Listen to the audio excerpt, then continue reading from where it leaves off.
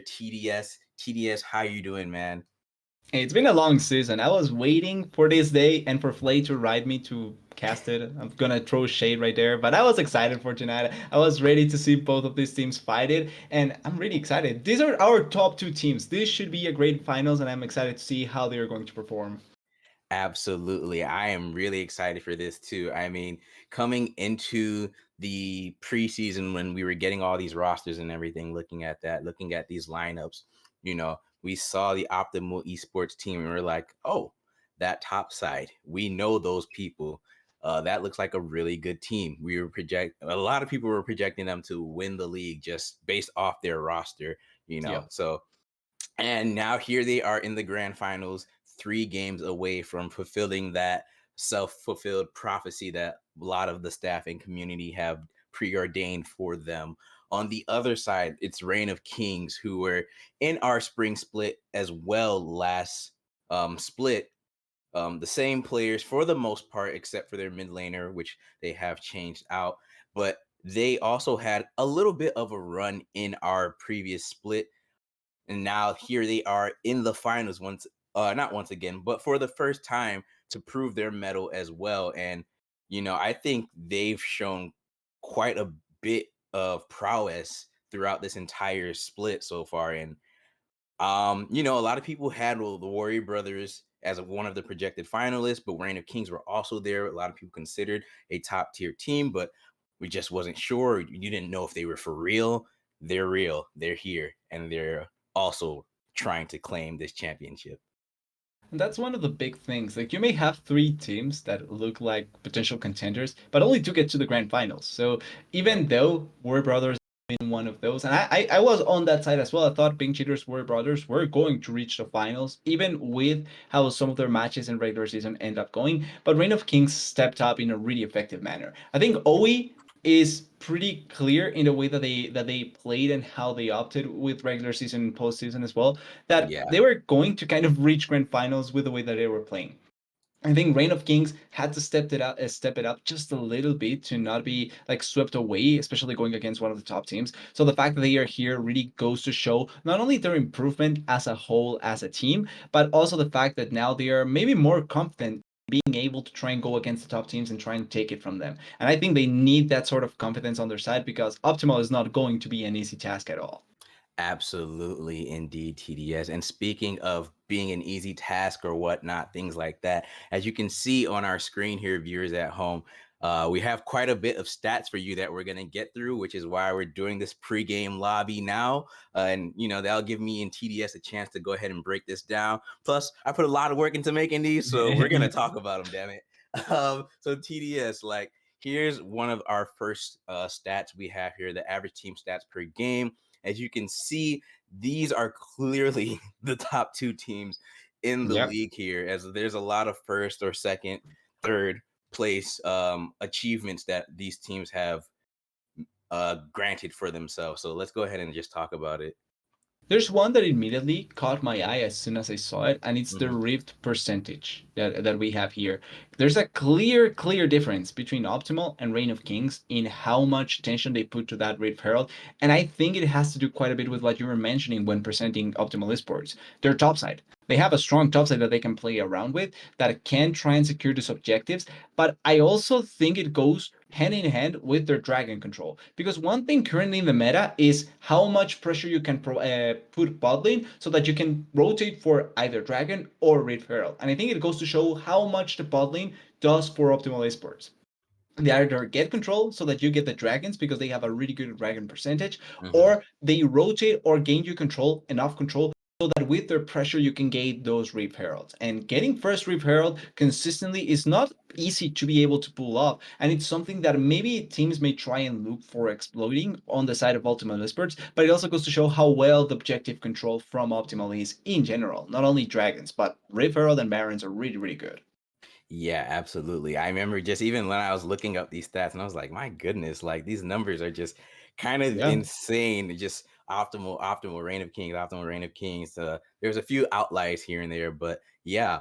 Something else I wanted to point out is the first blood percentage there for anyone who might be a little bit confused as to what that means. That is obviously first blood, like as the team that they get. So if they're against someone else, obviously, if Reign of Kings get first blood 55% of the time. OE, same thing for them. They get it about 45% of the time. So what that kind of tells me as well is that these teams will look to make very aggressive plays, look to try and pressure their opponents and get things going across the rift. So Ludi, if we can go ahead and cue up the next stats page, please, and we can go ahead and take a look at that. So yeah, our second stats page here.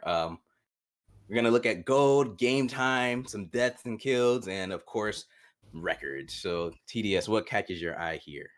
I think interesting, obviously, the kills per game, both of them really high kill games. They don't shy away from fighting from what it looks like, and they really want to try and get their advantages through kills and then turning those kills into something much more valuable. I think the goal difference at 14 as well is eye catchy because not necessarily because of how high it is, but how consistent can you get this sort of leads? Obviously, it depends a lot on the teams, but the fact that Optimal, obviously, they won a lot, so it probably get extra boosted by that. But the Yeah. more you can get that lead, the more you can utilize that lead early on, the easier it is to transition for objectives, for fights, for things like that. And I think that also goes hand in hand with the amount of kills that they have because they are far ahead. They can just force kills how they want and they can kill anyone.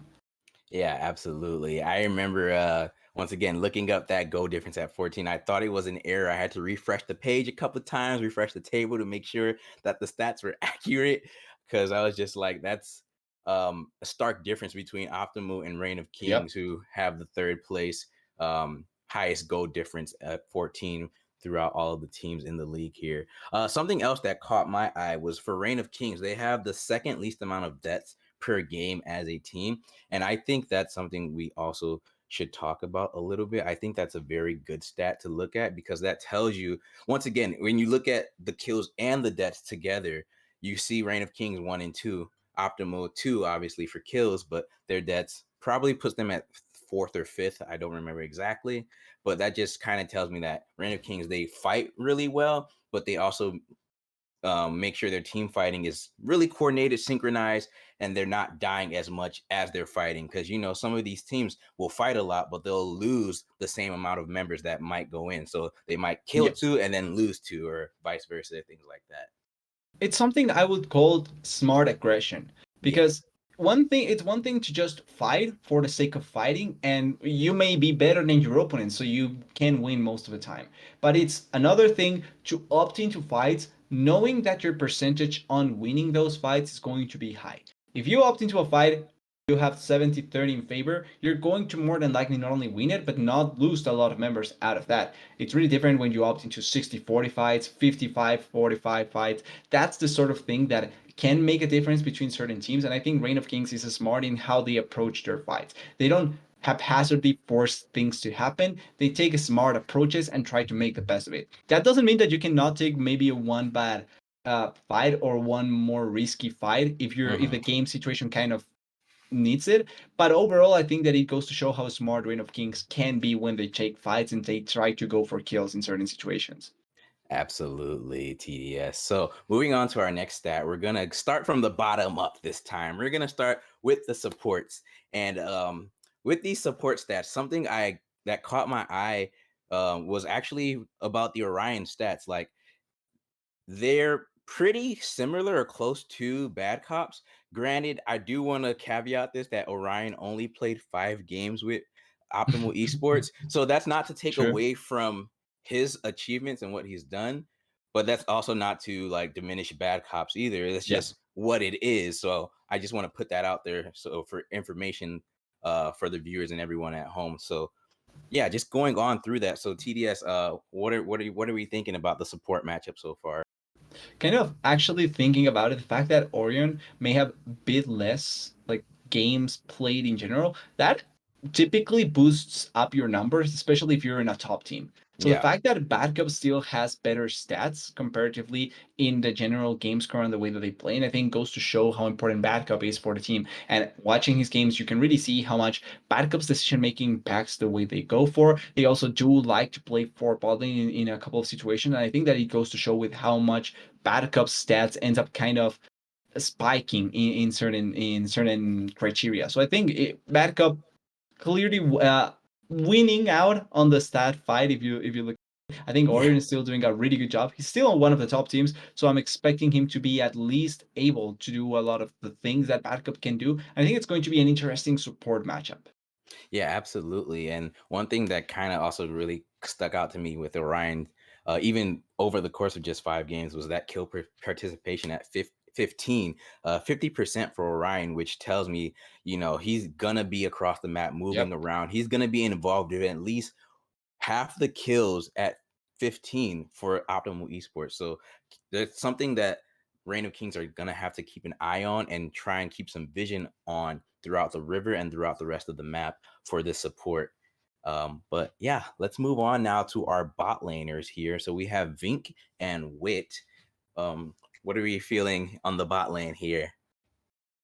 KDA players, both of them. They have no, but really, they have high KDAs. That is But look at good that for their damage AD share carry. too, right? So I no, I think think you're the right. big, yeah, the damage share for AD carries usually, I think 25 to 30 is where you put the mark, because that's you can do a good amount of damage, but you're still not like hoarding it to a certain degree. There's teams that go over that, obviously, when your AD carry is your clear start player. I think that's the big part, and you can clearly see divergence in those kind of situations. I also like to look at the damage per minute. That's quite a bit of damage coming in from Wade. It's not that big difference between Wade and Ming in terms of damage per minute, but it clearly can be seen that Wade does maybe a bit more in that situation. And maybe it's because they put more pressure towards the side where Wade is, and he's able to get more damage down in that small window of opportunity. That being said, I think they are pretty similar as AD carries. I think this is going to be one of the most equal spots for the fights between both teams, because this is really close between both of them just based on stats. Absolutely, TDS. I couldn't have said it better myself. And yeah, I know stats aren't everything. People talk about players and things like that in league, but it's still something you have to consider, and it gives you just another talking point, especially since we have the information. It's great to use it Yeah, versus not exactly. having it, and then you're just going based off solo queue and op GGs and things like that. So this gives us a better insight into how these two teams will match up player for player. But speaking of these two members being equal, I think these next few stats here, or at least this next lane, is really gonna spark some interest and some talking points as we go to the mid lane now. And it's definitely caught my eye. Chachi and the Epic Champion here. Both of these mid laners, I like to call them, when I was looking at these stats personally, I like to call them the budget mid laners, the businessman, the salaryman mid laners, because they're not the top in any stat like across the league. Neither of them are, but they farm well and they get the job done for their team. So, what are your thoughts on these stats here for the mid laners? I actually call them the salarymen, because they Yeah. are there to do their job. And they Yep. do a good job at it, but it's not outstanding. It's not out of the ordinary. I'd still want to say, though, that from the two of them, I'm kind of more impressed on Chachi's side, obviously, because he did came in onto Reign of Kings as the newer edition. So Mm-hmm. obviously, it may take a bit more to get accustomed to the team overall, but also because I like his champion pool in general. It's something that stats don't typically catch it unless you clearly set up the space for it, but he does have a wide pool and something that can accommodate really effectively for a team. So if you have a player that is as versatile as Chachi, I think that can give you a good advantage. Also, you really can see on the stats that they are there to provide the damage in certain situations, but the support overall for the team. They are there to do their job 100%. So I don't think we're going to see a ton of action in this mid lane matchup, but we're going to see them in fights moving around, maybe even supporting the junglers a little bit more. Yeah. And speaking of supporting their junglers, moving around for both teams, and pretty much what it feels like it's been the prerogative, the overall arc this entire season so far has been the jungle. It's been the engine Yep. for a lot of teams, regardless of elo. So let's go on to the stats here, looking at Hunter Wolfsteal and Hostega, which will be, I think, obviously the primary focal point for both teams in the early game as they move on later onto the Rift. So And yeah, go ahead, TDS. Sorry. it's no. I was just going to say, because I was like looking at the jungle matchup, which is one that I'm also really excited to see. I remember last week, if I'm not wrong, we did have the interview over on the second stream with Hastega, talking about their potential jungle matchups and things like that. And I think there's going to be, I thought this was going to be one of the closest matchups because I do think that both of them are really high up, but their styles, kind of different way of playing, can impact the way that the matchup ends up going. It's obviously hard to say, and obviously stats. Some Yeah. people would say I go for stats in this server, but I do think Astega may have just a bit of favor going to this matchup over Hunter Wolf. Even though I do think Hunter Wolf is good, I feel like Sega has been playing really, really well in the last weeks. And then in playoffs, particularly, he really has gotten into a group that is really good for Reign of Kings. And if that theme from Hastega stays, then I think he can do great things in the matchup and maybe enough so that Reign of Kings can be the champions. This stat is really, really good as well.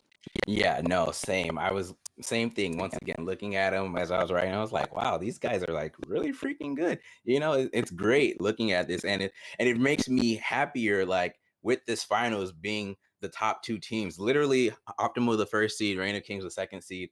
So the top two seeds in the finals here. So I already know, like we said before we were on air, that this is probably gonna be a 5-game series. So Hopefully, that's what everyone wants. yeah. Kind of sure. Well, unless you're the players, they probably want to 3-0 and go Of home. course, but I have a feeling it's gonna be 5. If not, cool, but I just have that feeling just based off stats and the way both of these teams have played. Um, and moving on to our last stat here, we're going to look at the stalwart, the island, the top lane for both teams. Elsa from Frozen against Slappy here. TDS, what are your thoughts? There's a lane that I hate to see, but it's important in the context of the overall game. Like I will say it right here and now. I dislike top lane with all my life because Wow. of how like it's such a weird lane to have so much impact, but it does define a lot of the things that end up happening in the game, even if it's extremely boring as a lane. But it's Mhm. important to see how it goes forward. And one thing that I bring forward here is that even though I do think Slappy is such a consistent top laner and he has been a really good rock for the side of Reign of Kings, I think Elsa from Frozen is just as likely going to be the better player in this matchup. And he also has champions that can impact not only the top lane particularly, but also the way that you have to draft around optimal esports. So with that in mind, I do think that this is the best place for to try and put pressure in. And if they Mhm. are able to win consistently the top lane, it's going to be harder for Reign of Kings to find different angles to try and play around the game. So I think this is a pivotal point of the matchup, and I think Elsa may have the overall advantage going into it. Yeah, and one thing I also wanted to just point out, I like looking at the death share for top laners because it's such a solitary lane, such a lonely island. So Yep. obviously, a higher percentage means that you're dying more than you should be, and that is not good, especially if you're a top laner, because as you know, that snowball up there can Yeah. sometimes really impact how the rest of the map plays out, and just depending on the champion, can literally turn the tides of the game. Yeah, 100% it really can. So it's one that I'm really excited to see. I also think that we're going to see a difference in terms of pick because I don't think Elsa is going to opt that many times into tanks. Meanwhile, I can see Slappy just being slapped with a Malphite, an Ornn, Mhm. or something like that, and let's go with the rest of the picks in different order. But Ye with that divide, can be quite interesting seeing how the draft develops. Yeah, yeah, absolutely. And before we get to drafter, I promise we're almost done. For the players in the lobby, we got a couple more things, and then we're gonna get right into draft. I promise y'all. So I told y'all I was gonna reveal the all stars before the matchup here, so we're gonna do that now. I don't have a graphic yet, sorry, but at least I have No. the votes. So I'm just gonna go ahead and read them off here, and then we'll go ahead and get into draft after that pretty soon once I run this little thing. So our first team for the novice all stars in the top lane is Elsa from Frozen. In the jungle is Banger from Warrior Brothers. Mid laner is Chachi. Bot lane is E-Girl Ass, aka Fujin from also Warrior Brothers. And the support is A-Hop. For our second team, we have Slappy, Hunter Wolfsteel, the Epic Champion, Wit, and Bad Cop. So it's pretty much as pretty much our finalists with a few caveats. Yep. So those are our all stars for the novice league here. Once again, I don't have a graphic yet. Hopefully coming soon. But yeah, I apologize about that. And with that being said, uh, let's get ready for draft here. So on the blue side, we have once again ranked number one by CCS staff to win it all. They are consistent in their with Elsa. They are led by now 4 CCS vets merged to make their Voltron their optimal path to winning. Their only loss was egoing Zhao PP and Shadow Z. On the blue side is Optimal Esports. And on the red side, Brankles and Chelsea, they always fight over this team for custody of their power ranking. They lost their mid laner after week 4, had a rough week 5, and but went undefeated since then. Their top and jungle combo is really dangerous, and their court is full of jesters for our entertainment, aka Shaco. On the red side, we have the reign of kings. And with that being said, we are ready for draft. What a good way to go into both teams now. I will say screw whoever wants to play Shaco. I dislike that champion so much. I hope we see it, but I don't know if we will. I really They want to they see the it Shaco usually though. gets banned away, so probably we're not going to see it. But if Oh, we do see it, I will blatantly go against Reign of Kings. I will full biased against Reign of Kings if they actually pick it. really? Wow. So much hate for the clown, huh? It's the same if someone picks Soraka. I'm going to hope with everything in my heart that you lose. You know what? Speaking of these champions, TDS, we didn't get a chance, but we can now while we're waiting for them to actually are up in draft here. Talk about patch 13.9 since we are playing on that. Quite a few True. different changes. Flay has for the thankfully disabled Nico, but Kale is available. Aatrox got a little nerf, I think, or did he get a buff? He got a Uh buff, buff. technically. Yeah, yeah. So a lot of Technically. different champions got nerfs and buffs. We have Swain, Talia, any Trundle got a buff again, even though he's already crazy with the lethal tempo, still got a buff. That's kind of nuts to me because he literally just kicked my ass about 2 hours ago. It was very traumatizing. As these bans are coming in here though, TDS. So are there any champions you think we might see from the current patch in our draft here? Well, there's already quite a huge attention towards the support position, so that means pretty much everything else is going to be open. I think Aatrox is one that I'm interested in looking at because I think that as a counter pick can be quite useful. And with that Malphite ban, I can see it being potentially picked in one of these rotations. The Jinx to close it out as well, and that means it's Wukong. Wukong is always going to stay here. He has so much value, and people love to play the Monkey King. I think it opens up for maybe a Piego on the other side. And Ezreal Wow. going through this is a really quick pick and ban, but it's full of interesting picks. I think already from the side of Reign of Kings, Ezreal, a combo that we typically see. This still could be a Moo in the jungle. I wouldn't go against it, but it's interesting to see the super quick decision to go for the Ezreal and the Amumu. Yeah, I mean, we made them wait for about like 10 minutes. So I'm Sure. sure I'm sure they've already been discussing what they're gonna pick and ban and things like that. So they're ready to get into this game one here as the Kaisa comes in. But yeah, like you said, the Ezreal to me, and whenever I see an Ezreal or some of these like utility or solo AD carries, it means to me that there's gonna be support roaming. Yep, especially with champions that are so safe like this, right? So Mhm. I 100% can see it coming if it ends up being the Amumu. Not a bad option to try and roam around. I could see something like maybe an Alistar or a Leona come through just because I do think that having that sort of super hard engage with champions that do have resistance can also be quite good. The picture though here to close it out, going for a really safe option in the mid lane, something that it's not typically countered as effectively. And I think that for Chachi, having this sort of mage in the mid lane can be quite good. I was also going to say this may be an Nautilus mid lane, by the way. Remember that we're currently in Oh my MSI and god, it's yeah, the actually MSI, meta. but the MSI effect. I hate it. I hate it so much. We could see it. Why not, right? Why not? I literally had a Nidalee in my jungle and solo queue today, and like they obviously do not know how to play Nidalee effectively, and you can tell that it's the MSI effect. Yep, Um, it's the kind of yes, thing that happens. yeah. So with these first few sets of picks being locked in here, and these next round of bans coming in, what do you expect or think both teams were going to try to look for in terms of champion picks or type of CC AoE abilities, things like that? Well, technically, top laners haven't been yet picked, so we don't. There's bound to be a couple of bans here and there. Aatrox getting banned away here, so they already are feeling like the fear for the champion to come through. Silas as well getting banned is one of the champions that I'm more surprised.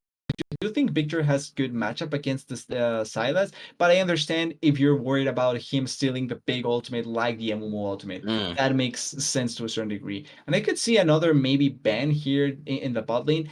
I kind of want to confirm this because I'm not 100% sure. Is Yumi enabled?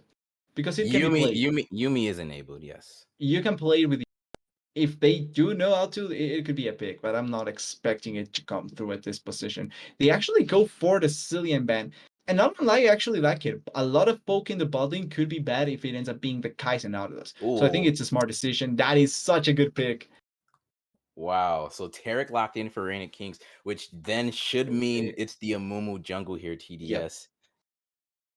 That is not a bad option in the jungle. Stega does like to play the Amumu, and we've seen it a couple of times, so I'm not against it. And I love to have the Taric mixed in because his teamfight ultimate is going to be so massive to deny so many things when Kai'Sa wants to dive in, Wukong wants to dive in, and it also buys you enough time so that second rotation of spells can come through if you already kind of used your things. For it's going to be the Jace. So it is going to be, I think it's Jace mid lane with the Mordekaiser in the top lane, and Hmm. then the rest kind of pretty straightforward where they are going to go. And a Poppy. Okay.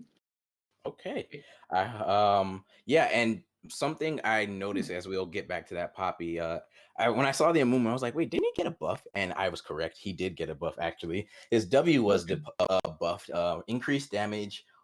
So there's more damage on the W. It's 20 damage per second at all ranks now, and then the health magic damage is just increased as he levels that ability up here. I So actually hadn't seen that. I didn't know it. That is big because now you don't need to put any points there pretty much.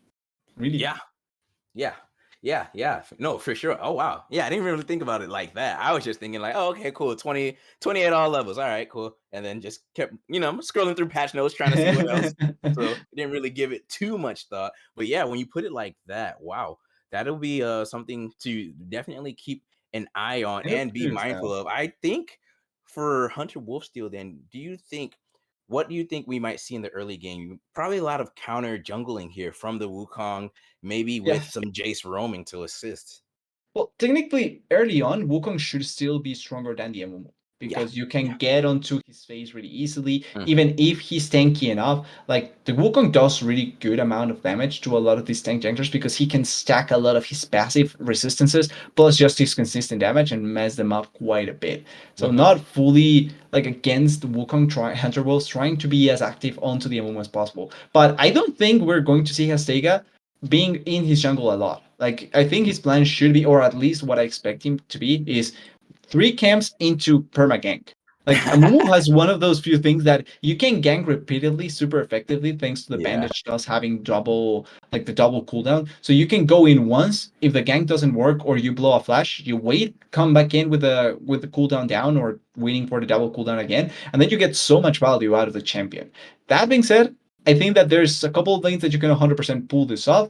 There's others that it may be difficult because you may not have neither the setup nor the damage to be able to pull it off. But it's an internet dynamic that we may get. Yeah, no, you've couldn't have said it better myself there, TDS. But with that being said, that just leads me to wonder then, okay, so we know Hastega, or excuse me, Hunter Wolfsteel is going to look to try and put some pressure onto Hastega in the early game here. How do we think Epi and Chachi are going to respond? More particularly Chachi, though, granted, because Victor is not really the strongest champion at the early levels pre-6, but Jace pretty much out the gate here can start harassing you with that shock blast and everything like that. It's going to be, and especially now that it's going to be against Mordekaiser because now it's Mordekaiser mid lane. So I Oh, think the sorry, I was dynamic not looking at client. it's yeah, it's Mordekaiser mid lane. So now the They have till dynamic already 20. changes. They Well, do have actually, till yeah, they 20. can still trade. I'll lay the groundwork just in case it is Mordekaiser mid lane. Against Mordekaiser mid lane, I think you still have a couple of like bad trade potentials that you can go for if you get pulled. But this enables Victor to not only get the push a little bit easier thanks to the laser, but also the threat against the Victor is going to be a bit less because Jace gets the better of your trades way before Mordekaiser does, especially in a ranged matchup. So I think Yeah. this can enable Chachi maybe not to rotate towards the Amumu a lot, but it does make the matchup a little bit easier on Chachi. And that can also now provide so that the Amumu is not always going to get completely pushed in if he goes into the jungle. That being said, Jay's Poppy, I think it's a better matchup early on. And then you can try and do certain things that with that move around as Hunter Wolves. But it's not going to be as surprising as it could have been if it was Jace in the mid lane. Yeah, wow. I don't think I've actually seen Epi on Surprising. Mordekaiser, so that is very surprising. Oh my goodness, they are lacking in range here a little bit. I mean, they have the Jace, but four melee champs and a Kaiser here for Optimal Esports, or 3.5 if you want to call Jace a ranged. It Uh, kind of is. yeah, he is. So 3.5 melee champions with one Kaiser, but a lot of tools here for the Reign of Kings side. So TDS, before we cut to a short break, I'm just gonna ask you, um, who wins game one? I I like Reign of Kings comp a bit more because the Mhm. range is the range advantage is going to be really nice, but also lead game wise they have a way better comp. Like OE has not necessarily a timer, but they have to be able to push the issue really effectively towards the 25-minute mark. Before 30 minutes, they really need to push the issue and get control of the game so that fighting for them can be easier. Because post 30 minutes, you have the Target ultimate that denies so many things, but also you have an Ezreal and Victor that just with range can really mess you up consistently. So I kind of favor Reign of Kings more going into this game. All righty. Well, you heard it here on the analyst desk. We're going to cut to a short break as we let that spectator delays finish through, and stay tuned for game one of our grand finals. It's Optimal Esports against the Reign of Kings. We'll be right back.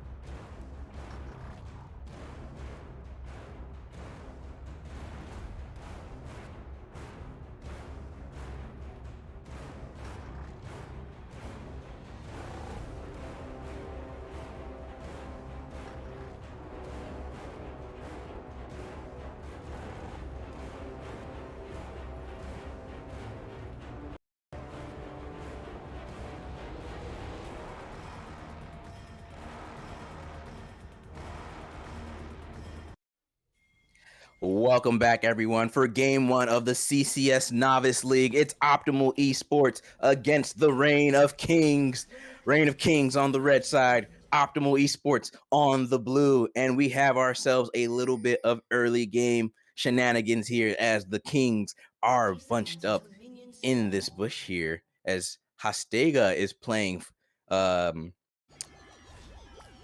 Wolf just in that lane there. TDS, any thoughts on runes or summoner spells? Well, so far, the level 1 didn't work for anything. The runes and spells, pretty straightforward, nothing out of the ordinary. Only thing would be there's no teleport on the every champion in the mid lane. That means that only one will be able to respond to any sort of side lane pressure that the side of Return of Kings wants to pull off, and that is a Jace. But apart from that, pretty straightforward, pretty normal, and I'm expecting, honestly, not much just based on the normal summoners. Nothing out of the ordinary should be happening.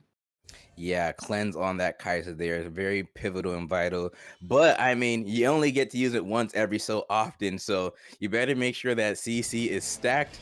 Otherwise, you're probably doomed here for Vink, as we see both of our junglers Oh, starting nice. on the opposite sides of the map, and top lane is already going blow for blow. Elsa chunked out about half of his health bar there without even taking a single minion down. Yeah, really good trade there. Buys Lappy, waits in the bush, gets the better out of the trade, and going to now at least have an easier time starting off in the top lane. Quickly as well, top laners, junglers starting on different parts of the map. Stega maybe wanting to shut down Elsa really early on, not allow this chase to ever get anything going. And then Mhm. on the other side, Hunter Wolf maybe looking to be as aggressive as possible with this Kai'Sa out of this lane.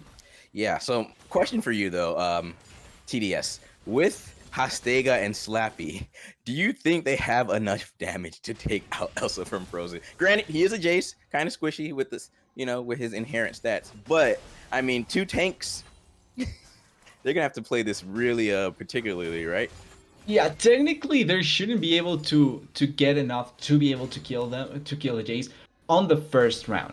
I think if it's 2 rounds, I can see it happening Yeah. because of the amount of CC that they do have, and then taking away the flash can enable that really effectively. Hmm. But on the first one, is more than likely going to be really difficult because, like you're pointing out, it's still 2 tanks.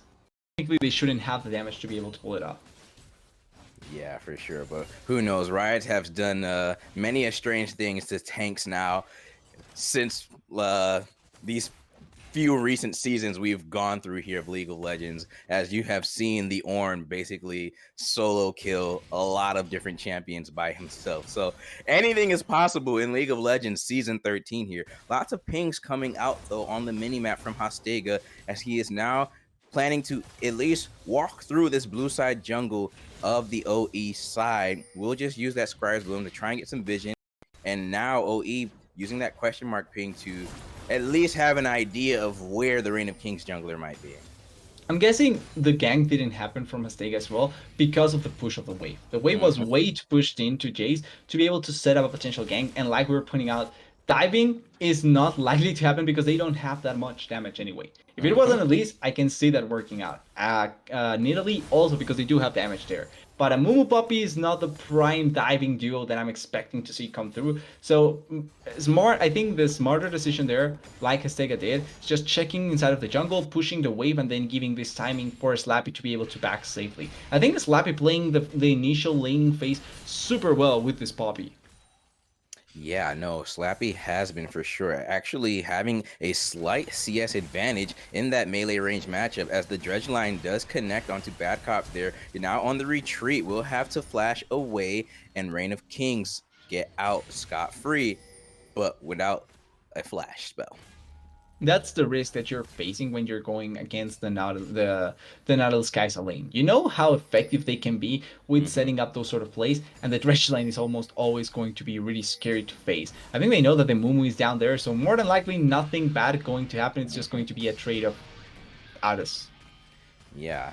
And now Epi here encroaching onto Chachi, just putting some pressure onto that Victor there, as once again, just looking a little bit at the CS differences we see so far in this early game here. Epi having a slight advantage over his range counterpart. So not every day you see the Mordekaiser winning against a Victor, especially in the mid lane for that matter of fact. But hey, it's happening right now and it's getting done. And that is an advantage that will surely, if Epi can hold on to and keep pushing, will be very useful later into the game here as he gets items and whatnot. Exactly. The more time he gets, the easier it can be to just not only try and push into the picture, but also be able to force one-on-ones. Here at level 6 is where it's easier to try and set up a potential play with a level 6 because now you push away the picture into your own realm. And Mm-hmm. what can he do? Wait till it's over because he cannot escape the fight. That can be the play that I can see from MP Champion, but already doing a good job with the Mordekaiser, really showcasing that he has prowess on the and that he was comfortable enough to be able to pull it off. Yeah, absolutely. Watching our salarymen here in the mid lane, just getting that gold, trying to bring home the bacon for their families and feed all their hungry mouths. Taking a look at the mini map once again, though, junglers on the opposite sides of the map. So, might we see a Hostega gank here onto Elsa from Frozen? Looks like a potential to, as the wave is pushing up this time in the Reign of King's favor. So, let's keep our eyes open. He's Currently, just backing. yeah, he's backing. Uh, yeah, okay, yeah, he's gonna let that back run He's through. still I gonna thought, back. yeah, I thought maybe when Slappy's starting to fight him, he might come, but no. So yeah, this is a pretty. I think for early game, would you say TDS? This is going like as we expected, a pretty quiet early game, not too much violence going on or kills. I actually thought we were going to see much more action, or at Oh, least coming in from the side of Optimal, because I okay. feel like they should try and push the issue a little bit more. Like I could Mm-hmm. have seen a play Ooh, on the top lane by the Wukong that is a lot of damage onto his Lappy. He needs to be extra careful. ooh. Ouch. Slappy's playing this very dangerously. Does have the shield there from the passive though to help buff him up a little bit, and with that health pot as well, corrupting pot topping him off. But he's still about a 1-2 punch combo from the first blood here for Elsa from Frozen. So gonna have to be mindful of his HP. It really is that a situation. I honestly don't know why he just hasn't back. He has teleport still up, so you really can just come back in with a teleport, not like it's going to affect you that much. That being Mm-hmm. said, though, this is how the lane should be going, though. Like Jay Yeah. should be able to poke you, should be able to deal damage to you, should be able to threaten you, and then when ganks come through, it's when I can see Slappy being able to get more things going because with good setup, you can really pull off the kills. I will say though, I think Slappy is doing a really good job at keeping himself close. He's 2 CS down onto the Jace. That's a really good job as the Poppy. Yeah, no, absolutely. And I was going to point out, I think also because of how big that wave was, Slappy didn't want to give it up. As the dredge line connects once again, the Dazzle does not No connect. Red flash. Cop on the retreat. Ignite first blood for Optimal Esports. Really good first blood down there, repeating the same pattern but getting finally the play going. And it's just as Badkov is gaining his flash back up. So really nice the play that they were able to pull it off. And lucky that it's not the Kai'Sa that gets it, but it's still really good. You can see already 1k gold lead based on the kill and the CS advantage down there in the bot lane. Yeah, and for the side of Optimal though, not Optimal, I'm sorry. Or for the side of Optimal, what I'm trying to say is I'm not sure. Maybe they were counting flash timers because that, like you said, his flash was just about to come up, but before it did, what happened? Optimal Esports had a gank onto the bot lane. So definitely, I'm going to say and assume they were keeping an eye on flash timers and managing these summoners well here. As now Epi taking Chachi into the realm of death with the mace here, trying to bludgeon this victor to death, Hunter Wolf, to ensure that the mad scientist does not get out. And that's another kill on the board for Optimal Esports here. And it's just that easy for them. But this is the sort of aggression that I was expecting to see from the side of OE. Maybe not necessarily just in the mid lane, but in general, plays that they can pull off as effectively as this because they have the advantage, they have the champions, and they have the potential push. I also haven't really liked how Chachi has been playing this. Way too much attention into poking that has failed instead of Mhm. pushing the wave, and the wave is always in a bad spot. Like you can see where the Mordekaiser is holding the wave. The AP champion is doing a really good job at keeping it so that the ganks can happen like that. Meanwhile, Chachi uses his abilities without really any intent, and they end up just being useless in that sense. Yeah, Chachi going to have to manage and play this lane a bit more I want to say aggressively, not in terms of fighting Epi, but like you said, in terms of wave management. He is a victor. He should have the priority, and quite frankly, the wing matchup in terms of pushing that wave, having pressure and everything, but that just doesn't seem to be the case right now. Maybe he's a bit uncomfortable with the Mordekaiser in the mid lane. It might not be a matchup he's played into much. It's hard to say, but yeah, currently right now for Chachi, still only one death down, but he is keeping up in with his CS, so that's good because as we know, Victor is a terror to deal with in the late game, and he's gonna have his items. As Slappy gets the stun onto the Jace there, ooh, and the Demacia or the shield there, stopping the dash from Elsa from Frozen. So nice spell usage here from Slappy. It's the small things that you really like to see there Yeah. by Slappy. A gank here, though, could be set up perfectly. Slappy, you're in a bad spot. Slappy now getting chunked Yep. out by Hunter Wolfsteal, and that is another kill on the board here for Optimal Esports. But it's all onto the jungle right now, so Hunter Wolf's gonna have to make sure that gold gets utilized effectively and spread around the map for his laners, and you see him doing that now, working on some of those plates there. Not gonna lie though, I think Hunter having the gold is really not that bad, or the Mm-hmm. kills is not that bad. Wukong this early on with the Divine Sunder, with the potential to be able to deal so much damage onto the squishy champions is really, really nice. I think Wit and Chachi are going to feel the pain from the Wukong having all the kills. Hastega is, though, hasn't had the best opportunity to have impact in this game, and we really need to see the Amumu find something in his favor. Do you think this is a good potential gank here from Hastega? He does have O actually, so With yes. ulti, yeah. Yes, never mind. I just realized that as the bandage toss connects, Curse of the Sad Mummy. Oh, Vink almost chunked out here. Bad Cop diving forward, trying to take out the Kaiser, but they'll settle for Orion instead. Yeah, the Kai'Sa may have survived that play, but still, it's the really logical and easy play to pull off. They have Herald as well here, so they just take the kill, take the plate, and then leave Herald. You can take the first turret really easily with that. They're not going to use a Herald, at least not just yet. Okay, they did. Yeah, it was going to time out, so you need to use it. Yeah, Slappy now, and with fighting Elsa from Frozen here. This skirmish going through with the flash forward. Slappy with the knockout. Keeper's verdict. The burn It's is not gonna be coming enough. through, but it's not enough. Elsa gets out with 18 HP and counting. Okay, emote Did he from cancel Elsa. an outing? And I don't know. Oh, Are we that gonna get a was replay? It's looting. so I didn't hear Ludi say close. replay, so I guess we're not getting it.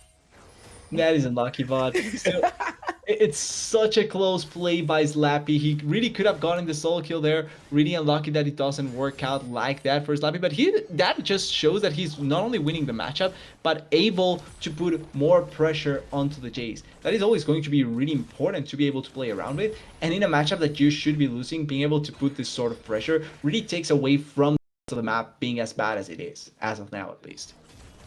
Yeah, with the Mountain Drake now spawning here in about 20 seconds, so we might have ourselves a team fight potentially, but currently Optimal Esports getting their vision down already preemptively, so in case this happens, they are very aware of where these Random King members might be.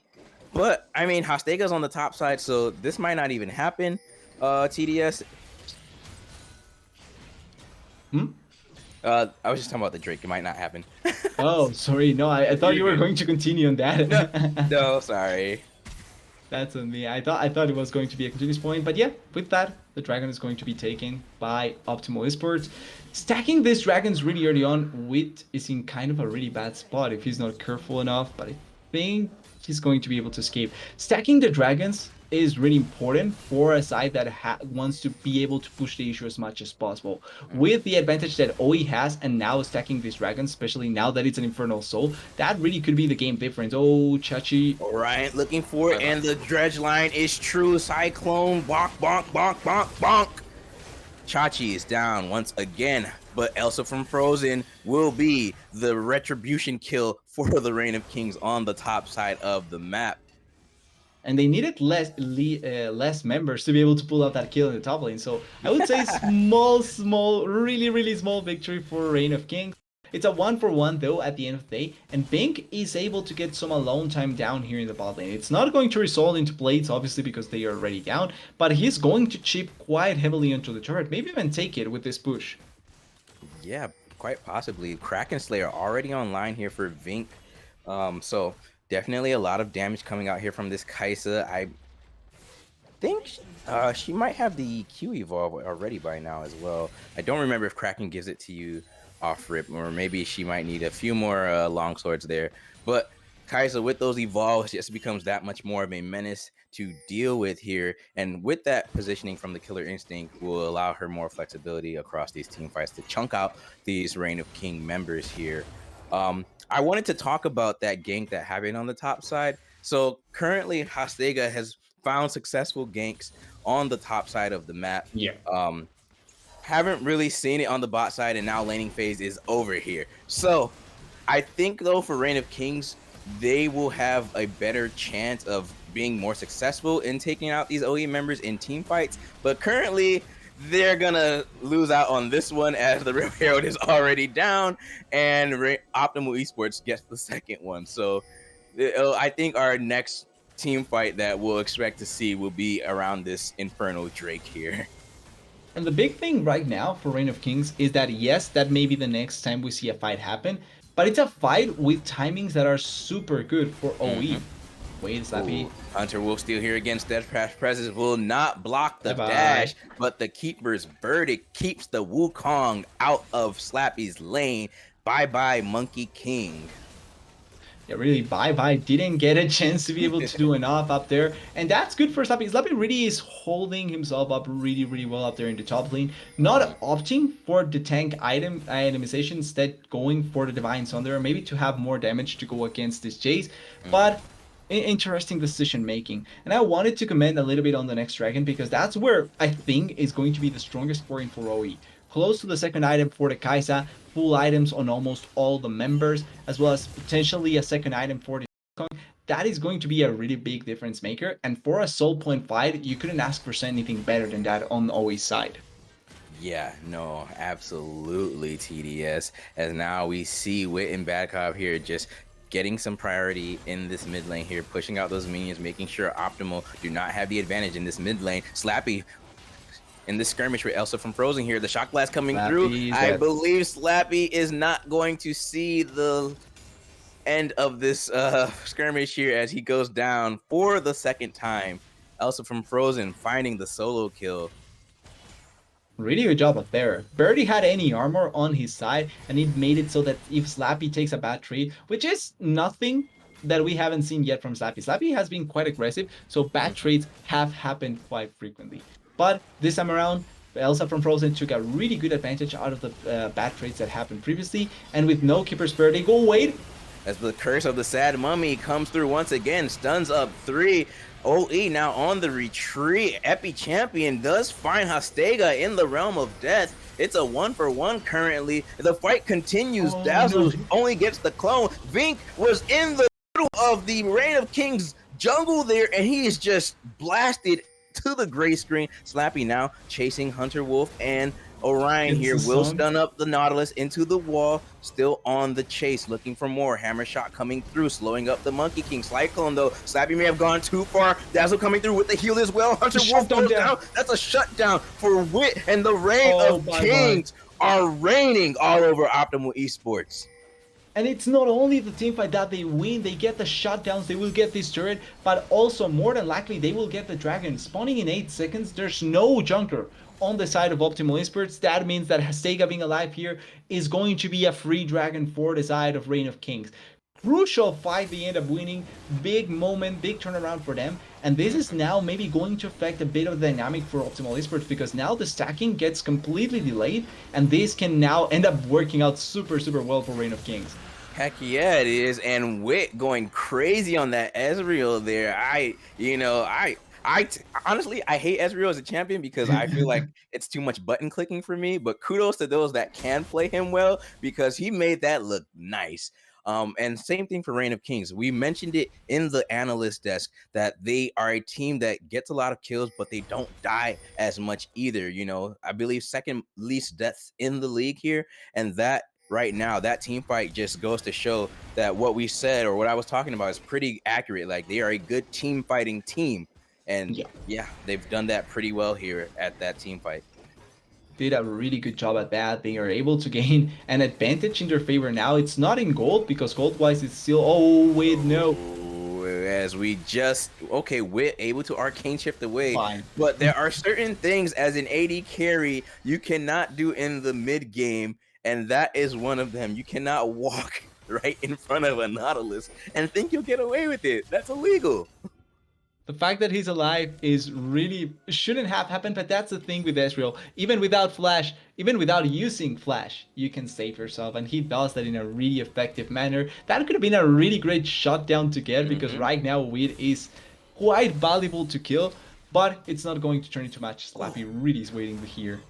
Wow, the shock blast goes wide. Slappy getting some damage onto Elsa from Frozen there. And okay, Hastega is now creeping into these bushes here. Elsa from Frozen is unaware. I think TDS, do they have enough damage now to kill him? They do. I mean, we've seen it once, but I feel like they have a couple of items, so they could probably burst him in what? 2 combos? They don't know that Hastega is here, but they don't know that there's 3 members in top Okay, lane we're right getting now. a TP coming through. They want to burst out. Also, Down. first, they are able to Epi now, taking the Amumu into the realm of death. Hunter Wolfsteal is here as well. Cyclone coming through. Chachi already taken off the board. Epi working on this Amumu here. The mace goes wide, but he's still able to get the kill. Slappy now on the retreat. Hunter Wolfsteal with another. Wick cleans him up, though. Bad Cop now on the retreat. Vink looking for a retribution of his own as the ultimate from the turret coming through, and that's going to be the sacrificial lamb left to the slaughter. Bad Cop goes down. Wink We may die here. looking to escape, will have to blow his flash, but is able to. Yeah, able to blow the flash out of Weed, able to get 4 kills in a really effective manner, and Chachi dies without really accomplishing anything. This victory is really not it so far. Hasn't found a lot of value just yet, and really good counter pick from the side of OE because that was technically going to be a pick onto Elsa. But with members coming up top lane, they were able to turn around the situation and make it be in favor of Reign of Kings. Yeah, and I just realized I was calling Wit Wink, and I think because of Vink, this is gonna be really hard for the ADCs because there's Vink and Wit. So excuse my little bit of verbiage if I combo their names or merge their names together. I'll try and get it better. But yeah, it's gonna be really hard here for Reign of Kings. Chachi has not had the best game so far. Very suboptimal, to be quite frankly. But it's okay. He's a victor, right? We that magic S word we always like to say. We scale, we scale, we scale. And if it works, it works. Yeah, if it works, it works. But you can only say we scale so much before your Nexus blows up. So now Epi popping Ghost there on the chase. I've never seen this guy play so aggressively before. Is he by himself right now? Where's his team? Okay, they are flanking. Let me zoom out my screen a little bit more because I was like, Epi, you are playing very, very aggressively, my son. They're coming by on the side. Yeah, they were there. Yeah, I zoomed out some more. I'm like, yo, is this solo queue right now? Slappy though will get that top lane tier 1 turret, and Inferno Drake spawning here in about 30 seconds here. So TDS, before this Drake spawns, what do we want to see from the side of Reign of Kings here if they want to look to go ahead and even up this Drake score? So first of all, honestly, I would say don't fight it. It's not worth it. You really don't need to get it. But if they do opt into a fight, we need to be careful. If they do opt into a fight, the best thing they can do is try and layer it so that the puppy is always in front. Oh. A Cyclone coming through once again. Chachi on the retreat. We'll have to go into the spaces. We're seeing a double TP come out, and the victor has already been subjugated once again. That is now a two-man stun here. Reign of Kings fighting this fight front to back. Epi taking the jungler into the realm of death, but the Reign of Kings are over here. Optimal Esports will find the ace. They find the turret, and they will get the Inferno Drake as well, and maybe even more.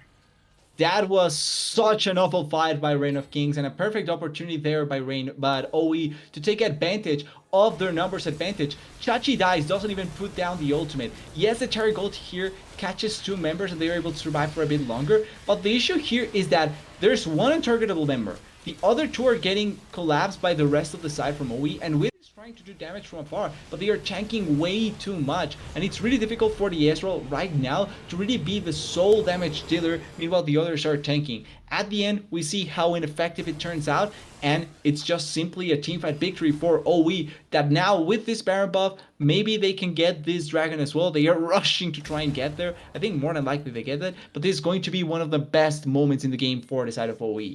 Absolutely. And I think, I mean, if you're Reign of Kings, right? Like you said initially, TDS, you said that they shouldn't try and take this. I can't even speak here. As Hunter Wolfsteal finds the Cyclone once again onto 3. Slappy on the other side of the map here, and the Taric is already down. The fight has moved on to Chachi once again as Epi is showing him who is the better salary man. Slappy now though on the retreat. Optimal Esports find another. And now Hastega with the 3-man stun here. Wit is here to assist the Ezreal damage. Not able to connect though with the only member standing left from the Reign of Kings. And their reign is coming to an end here. It looks like at this point, game 1 just might be done and dusted, and you need to try again in game 2. That is the ace for Optimal Esports. It's really looking like that. We were talking about the great team fights from Reign of Kings. They are getting out team fighted by OE. Yep. They have better decision making, better aggressiveness, and also way better vision. Look at this. 4 wards that always spotted whatever the hell we wanted to do.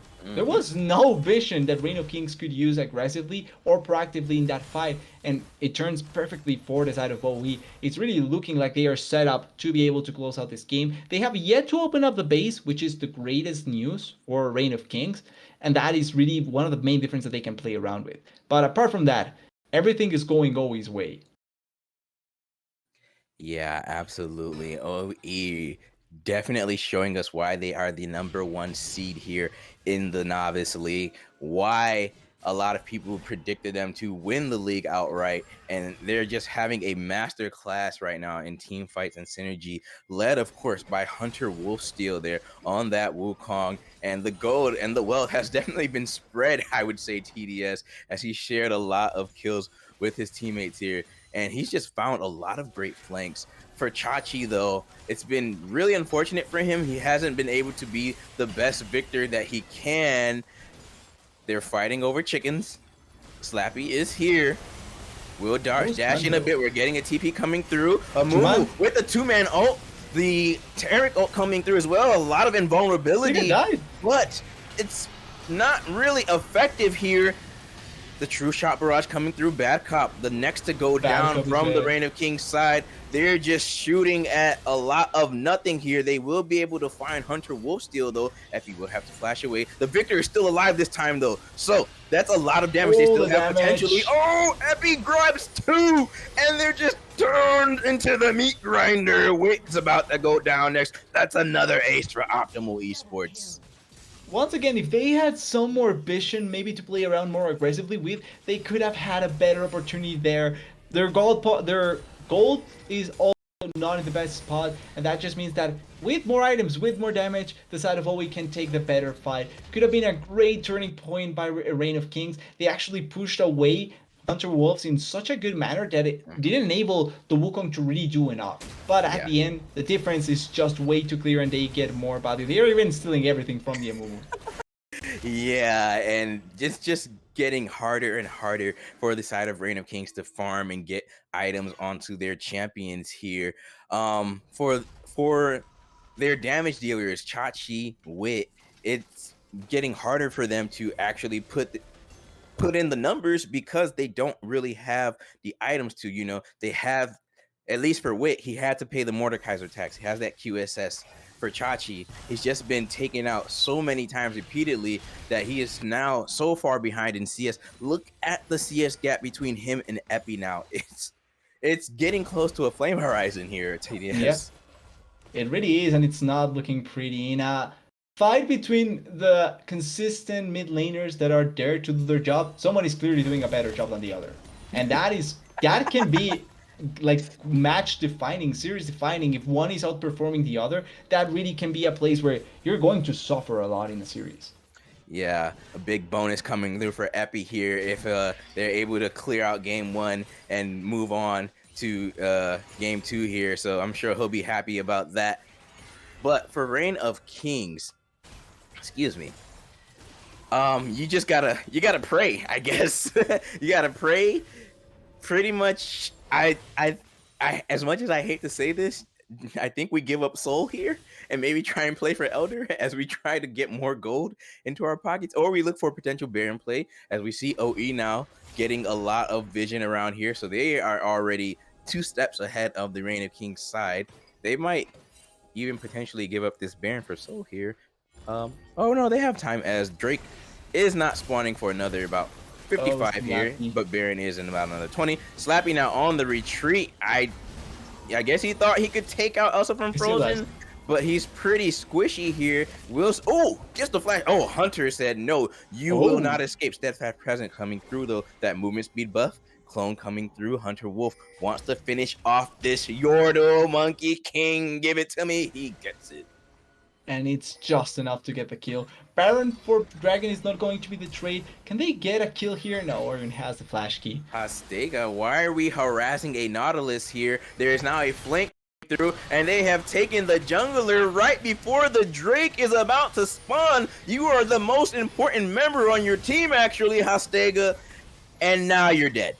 Optimal Esports find the jungler. They're looking for more. Wit will have to just arcane shift away. Orion using that hook there to get himself better positioning. Chachi, though, peeling them off quite a bit with that death ray, though. What are Reign of Kings gonna do? That's gonna be the Dragon. That's it. That's going to be soul point for the side of OE. They really can just try and close out the game after this. Soul point into Baron, into just closing out the game with their advantages. They are just that far ahead. Yeah, they are. And now they are pivoting towards this Baron here. What could potentially be, I'm not going to call it the final push just yet, but steps towards the final push here for the side of Optimal Esports. I don't want to make it sound like it's complete doom and gloom here for Reign of Kings. You know, this is League of Legends. Anything is possible. But as we see this lead here for the side of OE, it just becomes harder and harder to believe that ROK can find a way back into this game here. Well, there's always an opportunity. Until the Nexus explodes, exactly. You can play the game. The problem is, how viable is that? And I'm just not inclined to believing it. I'm not believing it, honestly. No, yeah, you know, I'm trying to give a little bit of hope out there for the ROK fans, you know, but game 1 is looking a bit done and dusted. It's just the final steps need to be placed and put through, and we are starting to see that here now. Vink, Epi, and Orion leading the charge up the mid lane. Hastega, or I'm sorry, Hunter Wolfsteal on the top side of the map. Also from Frozen does have TP. That is why it's okay for him to be on the bot lane there, as we do see this 4-1 split now commencing here, starting with this mid lane turret. It's starting. They are going to get this low push in. There's no Elsa here, which makes it a little bit easier to try and protect it, and could give an opportunity for Reign of Kings to try and force something to happen. With numbers advantage, this could be one of their best opportunities to force a fight. Yeah, TDS, I was going to say, when Elsa had shown a bit further back on bot lane, perhaps they should have gone for their all-in Hail Mary Gambit right then and there. You have the Amumu, you have the Taric. That's a potential to be at least a 3-4 man stun. Granted, his TP would come in, but maybe you could burst somebody with that time, because we haven't seen Chachi use his Chaos Storm at all. I don't think I've seen him use the ultimate. He did it once to clear minions. Oh. Oh.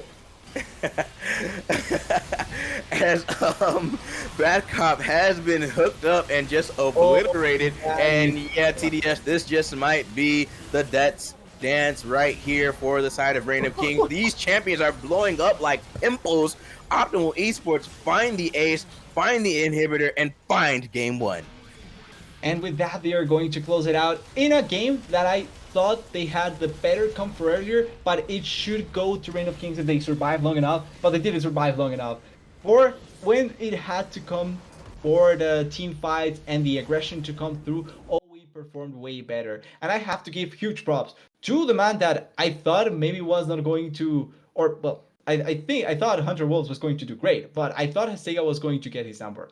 It actually went the other way. Hunter Wolves put the early game, on his back. He really just run gang after gang, allowing for the team to get into a really good spot. And even though Hastega tried to answer back in a couple of plays, it really was Hunter Wolves' game. Really good performance by the Wukong, a champion that I think is going to be contested this series, and already a great first game for OE and Hunter Wolf. Absolutely, it might be contested. We saw in the all chat as the Nexus was exploding. We saw Hastega say, "My turn." So I think we kind of have an inkling of where Reign of Kings are gonna be on the next side here, and what champion they might look to prioritize on B1. But Yep. we'll have to see if that happens. For right now, we are going to actually take a short break as we prepare for game two. We'll be right back.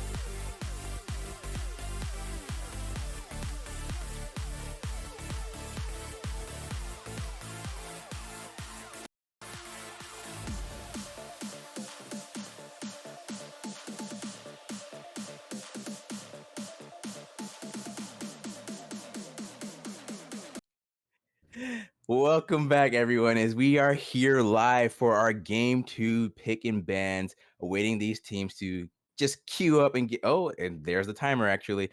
So yeah, we're about to see what the first few bans of our game two draft will be. And like I said before the break, Reign of Kings have opted for the blue side. That means Optimal are on the red. And yeah, TDS, I'm curious to see how Reign of Kings will adjust here. And as it typically happens when you take the blue side, that typically means that you're either going to try and steal a pick that is really, really strong, or you want to secure something that is really, really strong, not necessarily just chilling. But the Wukong, we saw how strong it was. We saw Hastega already said that he wants to play it, and I'm expecting it to come in as a ban. And just like that, it is. The Wukong is way too strong and makes sense that they are taking it away. But that already makes it so that two picks are forced by the side of OE. Meanwhile, the side of Reign of Kings can focus on certain picks much more specifically, like this Mordekaiser ban, like this Melio ban, maybe even the Rakan ban if they want to, or if they want to pick the champion themselves, they can just try and leave it open for the first pick. Yeah, but with those bans that came through from Optimal on the red side here, as the Zillion will be banned once again. This time earlier, as he was banned in the second phase in game one. That leaves Renato open, Thresh, Malphite. So a lot of potential picks here for Reign of Kings. That might just be a little call out here, a little hover just for his fans there, Hastega. I'm pretty confident. No Well, first way. pick Shaco would be really Okay, weird. yeah, yeah. And there is actually a first pick Sivir. Wow, we haven't seen Sivir quite a bit. She's kind of fallen a little bit out of favor in the meta hub, but still a viable pick. But that also just tells us, at least for Reign of Kings, we want to go to about a 30, 35, 40 minute game. Yeah, makes sense. They as long as you are able to hold it long enough, the Saber can find value later in the game. That being said, it's weird to see it first pick. There's still a lot of champions that you can go for. Is this going to be a Seri Lulu and then just play for late game? Looks like that might potentially could be the case here. So if that is, as we await the second pick here, TDS, what do we think how Reign of Kings are going to respond with the next two picks here? What do you think they're going to look to prioritize? Do you think we might see Chachi on the Victor once again? I think he Could can. be. I think he could perform on it again. They just really put a lot of pressure onto him in the mid game or in the early game. Yeah, it could really be the victor once again. They banned away the Mordekaiser, thinking that it was the main reason why it was affected. So I could see them picking it here now that there's no Mordekaiser to go against it, and you should have a easier matchup, quote unquote. That being said, they can try and throw a range here, go for the support, and they could actually take the Malphite in this rotation. It was banned in the first game, and I think Malphite against a lot of champions right now could Mhm. be quite good. But obviously, showing your hand in the top lane still not the best of options unless you're 100% sure that nothing bad is going to happen to you. It's going to be the Ooh. Annie though. And I'm currently inclined, or I'm more on the school of thought that Annie, as of now, is way better as a support than a mid laner. Because I think Yep. that she lost power compared to where she was before. And even though there's specific situations when I can see the Annie go into the mid lane, I think right now support is best. No, absolutely. As I was actually as I was gonna say the same thing because as the Gragas is locked in there, so that might be obviously a mid jungle pick.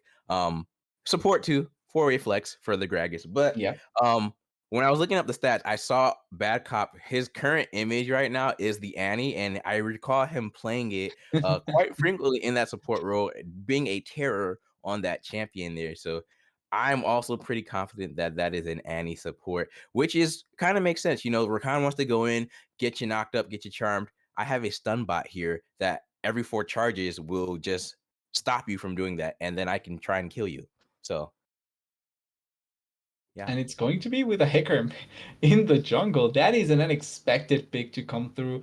Going to be interesting seeing how Hunter Worlds perform. This is going to be really different to the Wukong though. Because Wukong is a jungler that can farm but can be proactive and try and do things. Not saying that Hakerim cannot do the same thing, but he really is the kind of jungler that you want to farm till level 6 and then the game actually begins for you as a jungler. Kind of like Diana, kind of like I would argue old Rek'Sai to a certain degree, where level 6 really make difference.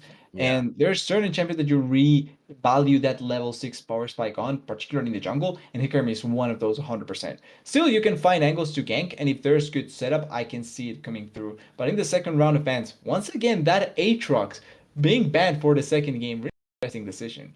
Yeah, both top laners are very proficient at the champion.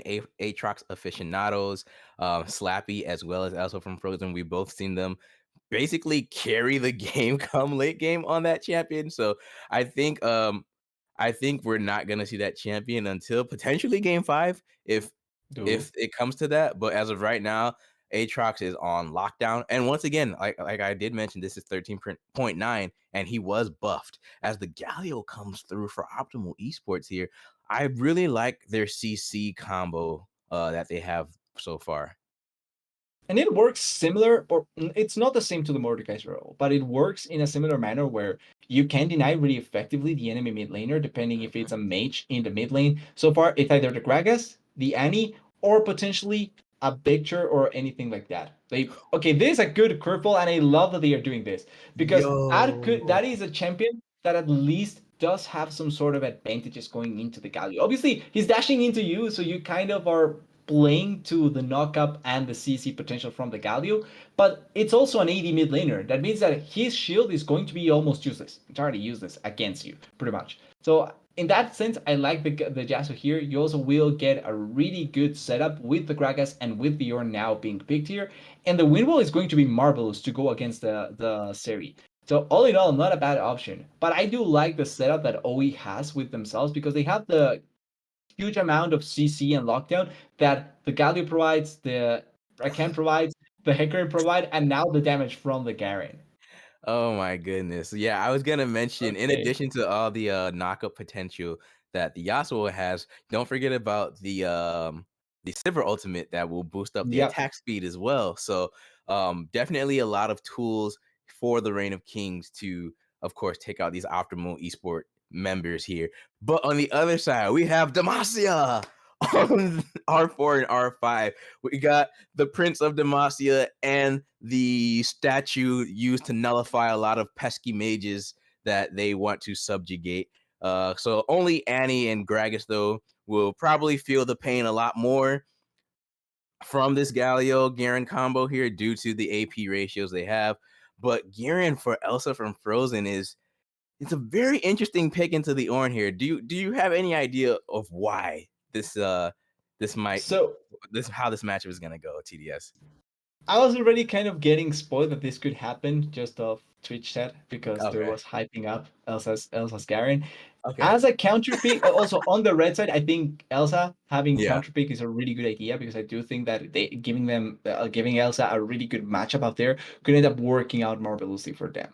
And now straight up in the Garen burst Thorn matchup, I will kind of argue Garen into almost any tank. Q silence to deny a lot of the escape potential or deviation for away from the Garen, and then the E that does percentage damage can almost always win you the trade. Even if you are able to have abilities to cancel out Garen's damage, he Mhm. has way too much value in his kit where it doesn't really matter if you're tanky or not. As long as you get enough health off of the tank, Garen has the damage in his kit plus the true damage in his ultimate to just kill you. So I think that the champion in and of itself can be really good. You also have huge amounts of support for team fighting with Rakan, with the Galio. So it's not like it's impossible for him to really find value inside of team fights. I really can see the Garen being able to pop off. Yeah, okay, and thank you for that. Yeah, that's a really good insight, and you make a lot of great points there. Yeah, the silence from Garen, spin to win, as we all have called him recently, since all the recent buffs have came out and like kind of changed Garen's kit from whatnot. Attack speed Mm. Garen has been quite a staple and regular thing now to see. I'm not saying he's gonna build that, but that is a lot of verbiage we see around Garen now compared to his old tankier days here. But so I want to ask you here, TDS, as we are finishing up the client draft. Um, excuse me. What do you think, or where do you think will be a focal point in the early game, and who do you think we should keep our eyes on? It's kind of difficult to say where the focus should be and who should get the focus consistently, right? Like I think bot lane is probably the place where I least expect a lot of action Hmm. because it's Sivir and Seri. Like they'd rather just farm it out and wait till late game to be actual champions. That's probably the main thing that you're looking for here. I would love to see much more attention towards the top lane and the jungle from both sides. Maybe a little bit less onto the Ornn because Ornn is Ornn. He will kind of almost always have value. But the Yasuo, I would love to see Hestega try and put so much attention onto the Yasuo that the Galio wishes he was never born. That's the sort of attention that I wish to see from the side of Reign of Kings. Because if Yasuo is super far ahead, there's barely anything that they can do to try and stop him. And then when you have a fed Yasuo with a Sivir that in the late game is going to be able to deal a ton of damage, that's the best dynamic that you can hope for Reign of Kings. On the side of OE, I would argue close to a similar thing. If you're able to destroy the Yasuo, then it doesn't really matter what they have.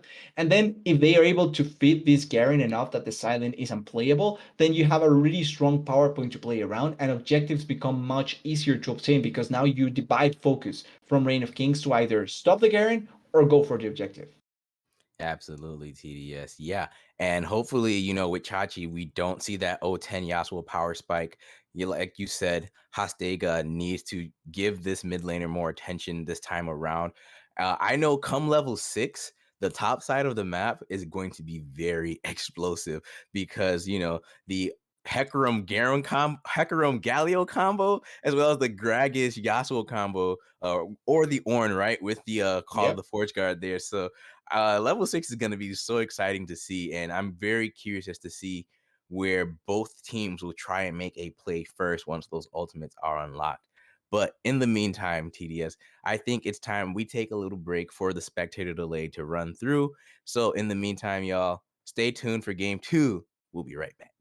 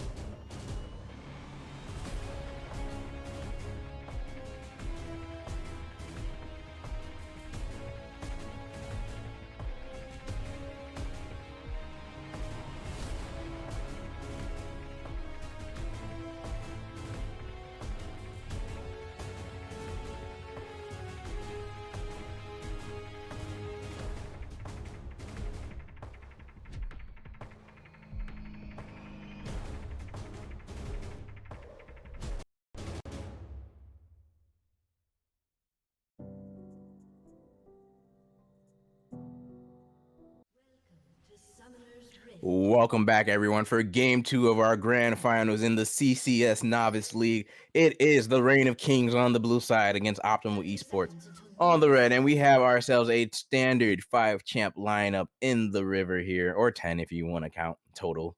But TDS, while we have downtime and both teams just stare at each other across the river, Summoner Summoner spells, and runes. That's a new one. I didn't know now there's a spoons for the summoners. I mean, I'm using a fork to eat my pineapples, but that's neither here nor there. Fair enough. But just out of the summoners, there's a lot of blue. A lot of ghosts on both sides. Well, actually, a lot of ghosts on always Oh my side. goodness, yeah. I like it a lot on AD carries now that they are opting into it because that extra movement speed, it's going to come back before flash. So having the extra movement speed almost always benefits you quite greatly. Mm-hmm. It's more interesting once again in the mid lane. Really little teleport usage in the mid lane by Epic Champion instead taking the ghost this game. Not necessarily that it's bad, it's just that it does take away a bit of threat on the side lane, but Mm-hmm. Chachi is doing the same with Ignite. So it's not like it's going to be comparable to the teleport differences in the previous game. What are both top laners are just waiting in the bush here? What are they waiting for? They are waiting to see Chachi. They want to fight to the death. That's what they are waiting for. And there's Bad Cop already with that fully charged stun there. My goodness, words are hard today.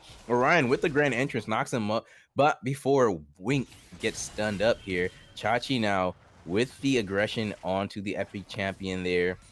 As we see Hunter Wolfsteel now passing towards the top side of the map.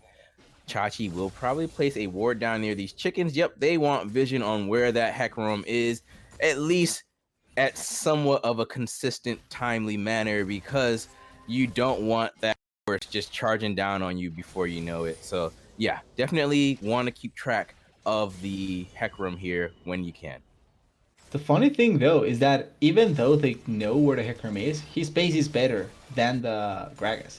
As they get just now reaching topside, clearing the wolves. Meanwhile, Hecarim is already finishing clearing the or close to finishing the Crocs here. Even though you know where the Hecarim is and it's a good idea to try and keep track of him, early stages of the game for the Hecarim are not going to be as active as other moments. That's a lot of damage onto Elsa. Yeah, oh my god, another Brittle proc there as well from Slappy. Slappy, I do also want to point out he's a pretty well versed weak side top laner, but he's making that Ornn look once again. I mean, we already said it right in game 1. Tanks, their damage is not real this game. So, I mean, it's no surprise seeing tanks do damage now.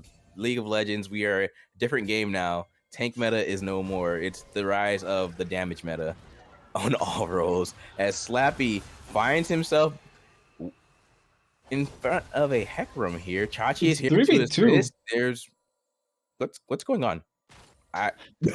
What is happening?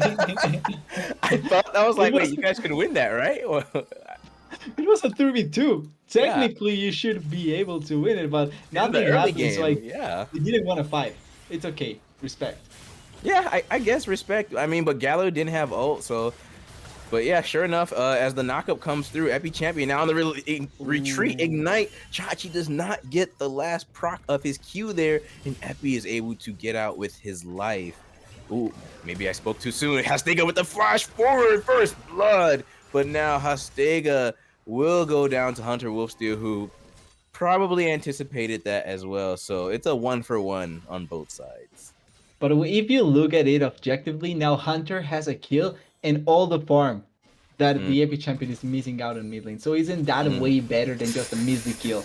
Ooh. Yeah, I couldn't put it better as Vink flashes forward the ignite as well. Bad Cop with the stun onto Vink, not able to get out. That's another kill here for Optimal Esports on the bot side this time around. Silence coming through from Epi, or from Elsa. Spin to win. Slappy trying to get these procs off, trying to get some damage with that Grasp of the Undying there. And he will just retreat for the time being. But as you can see now, even with those 2 ruby crystals, the Ornn is kind of getting pushed out of lane here. It's not the best situation to be in, but that's something that was bound to happen because trading wise, Elsa was going to end up winning the longer trades thanks to his passive and also damage that just stack up on E. I think as long as Slappy is able to keep the farm map in a really good, well enough manner, that's really what you end up worrying about and caring about. On the other side, we see the dragon being collected. Once again, first dragon of the game going for OE, and all of that, or a lot of that, comes from the winning the bot lane. If you win bot lane, just rotating towards that dragon and keeping control of it is so much more easy, and they are able to effectively use that both games now. Yep. And that first Drake, I love Ocean Drake. It's honestly personally, it's my favorite Drake in the game. I mean, Ocean Soul, I love Ocean Soul, but like, even if it's just a singular Drake, I usually like try and harass my jungler. I'm like, yo, get the Ocean Drake, get the Ocean Drake, because that regen is just so great to have, regardless of what role you're in, and regardless if it's soul or just a singular Drake, you know, because it gives you an extra bit of healing up in the lane as Slappy knocks his head into the wall. Oh, Slappy's just standing there. Slappy, no. Was that a DC or something? Oh, okay. Okay, yeah, so there was a pause, but we already passed it. Slappy had DC'd. He's back now. Hastega is here to assist. Call the Forge God coming through, but does not connect Hastega with the body slam forward. It's the pause. It's the spectator pause, yeah. It's the buffer. Yep. Now, well, this is like those TikTok Oh, videos but the where last, Yasuo ult coming through, last breath. Oh, He's not able to take out the Girion, but the Mafia will be able to instead. Chachi trying to make a play there and is punished, and OE find another, and what was looking like a great situation has completely been flipped on its head here.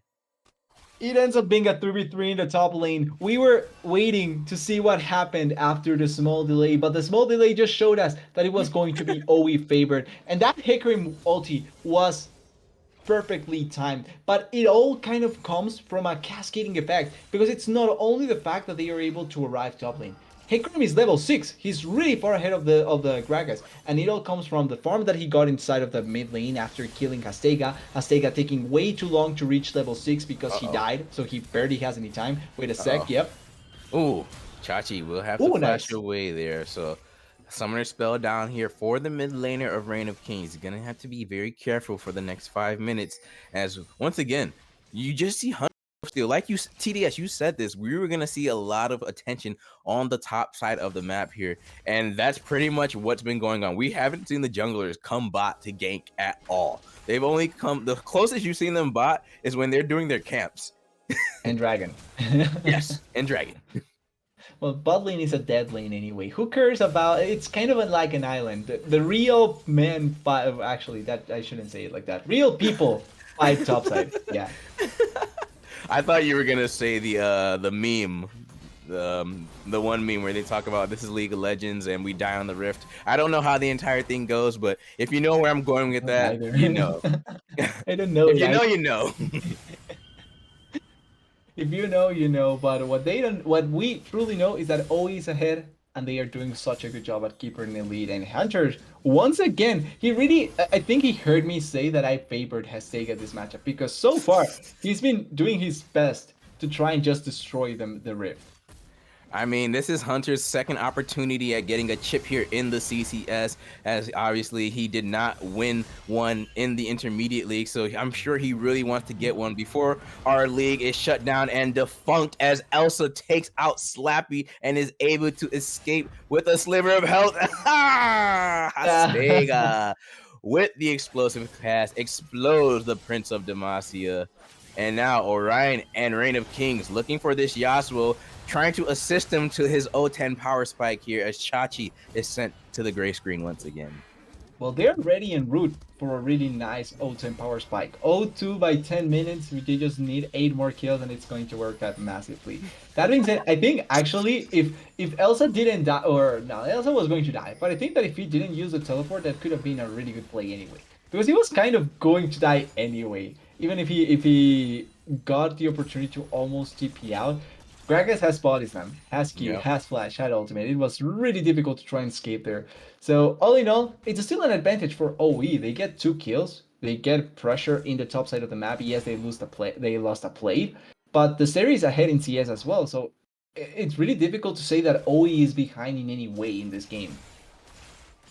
Yeah, and OE just once again continuing where they left off, in my opinion, from game one. Already about a 2K gold lead in their favor. Ludi, if you are not popping popcorn, if you could just toggle the gold for us, please, so that way the viewers at home can see it as well. And TDS. So yeah, TDS. While these top laners are fighting here, let's just take a look at the gold from our lanes while Reign of Kings are working on this Chemtech Drake. Actually, I might not. We might have to hold that thought. As Badcop They finds the wanna fight. stun onto Vink here. The Zeri has been chunked out quite a Let bit, me get the Dragon Ball. but the Drake has been claimed by OE, and now they are on the retreat. Reign of Kings are Sivir using these boomerangs to try and chunk them out a bit here. Orion finding the knockup though. Knock Chachi up. on the retreat. Windwall coming through. Blocks a little bit of damage. Flash forward from Epi Champion though. And Chachi gets the shutdown onto Hunter Wolfsteal, but not before Wit is taken out. So Reign of Kings, they find two. Or find And one, but they lose two. it's Excuse going me. to stay like that. They got the dragon as well. So all in all, a really good victory for OE. But that shutdown, it's a big shutdown that now goes onto the Yasuo. So his 0-10 power spike no longer going to be a threat. He actually gets gold now. And maybe this could be the situation that we were hoping to see Chachi in. Him with a small lead, with gold on his side, with potential value for the team. How will he impact the game? And I hope to see Chachi being able to find angles to make the game go their favor. Yeah, absolutely. And yeah, speaking of gold, as we now have some downtime to talk about it, Chachi with about a 4 or 5K gold league over his counterpoint, a counterpoint here. So this Yasuo, that's what we want to see, right? We don't want the O10 power spike, like you said, TS. We want this Yasuo to get gold, get items quickly, and ahead of his counterpoint here, so that way he can be another pivotal threat on the Reign of Kings side. Hunter Wolfsteal working on this Rift Herald here as Black Hop will have to chase away the Orion from his recall, just stop it a little bit more. And he's gonna do it again. Yeah, I got stunned, Orion. You gonna have to back up a little bit more there, buddy. That's the sort of presence I like to see from my support. Like just say, you don't get to do anything. You're screwed, buddy. You have to stay here, and they are going to die potentially. Slap. Actually, no. I think they are just going to target the turret. They really don't Yeah, care as about you see Slappy. Slappy clearing out those minions there, he wants to have the turret help him do his job and take out these OE members. The silence coming through. Sure, Slappy doesn't get the second proc on his ultimate there. Finds the brittle charge onto Hunter Wolfsteal, gets the proc, and he's able to solo kill the Hecarim. Now also from Frozen, with the assistance of Epi Champion, though, are able to take him out. So it's a 1-for-1, but you needed 3. Chachi Yeah, so flashes it's gone. over. Orion with the knockup coming through. Vink, they want the Zeri. Zeri skating out. Boomerangs coming through. Wit gets the takedown. Orion next on the menu. Oh, Bad Cop tanking up the turret here as Wit was ignited, but the shield able to help him out. And that is a clean 2-0 kill for the Reign of Kings side. it's not But clean though. Hastiga died. oh, Hastega did die. I'm sorry. I missed that. With all the chaos, I don't blame you. Like everyone is dying left and right. We have 16 kills at 13 minutes. Yeah. And I was gonna say, even with those kills, they're still about 3K gold behind here. Um, very unfortunate for Reign of Kings, but they're still in the fight. It's not over yet. Sivir scaling, Yasuo scaling, even the Gragas, has the first mythic on the team here. So lots of potential for the Reign of Kings to find their ways into this match here. So it's not over for them just yet. But Inferno Drake spawning in 1 minute and 20 seconds here. So that is the next priority pick we're going to see here on the map. So we need to see Reign of Kings find a very clean team fight here, in my opinion, if they want to try and springboard themselves back into this game. The only big thing, I would like to quickly check the gold lead, the gold differences, just a sec, because I want to know where Yasuo is in terms of his gold for the item. I think he does have enough for the shield bow, so if he fags right now, he actually will get it for the dragon, and that's a big difference. Having that shield bow to not having it could really be live and dead for the Yasuo in that Ooh, fight. Ryan with the Ooh. knockup. Shirelia's procced Good. by the Annie though, so a lot of movement speed able to boost the Reign of King members out of harm's way, and they're a-okay. And it seems like it's going to be waiting till we get to that fight. Both top laners have teleport, so they should be able to join really easily the fight. And then we have both mid laners close to the dragon pit in the bot side. So as long as nothing goes really weird, it should be a 5v5. Unless one team wants to give it up. Yeah. Chachi looking for the knockup here, looking for the pick onto Epi. There's a teleport now coming through from Elsa. Bad Cop on the retreat. That movement speed from Garen. Spin to win. Chases them away. And now Reign of Kings with priority in this Drake pit here.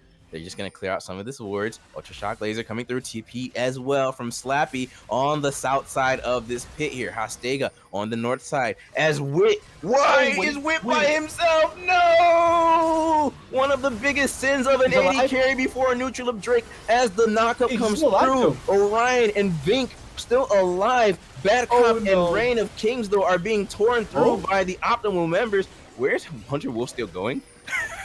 He's running. He's running.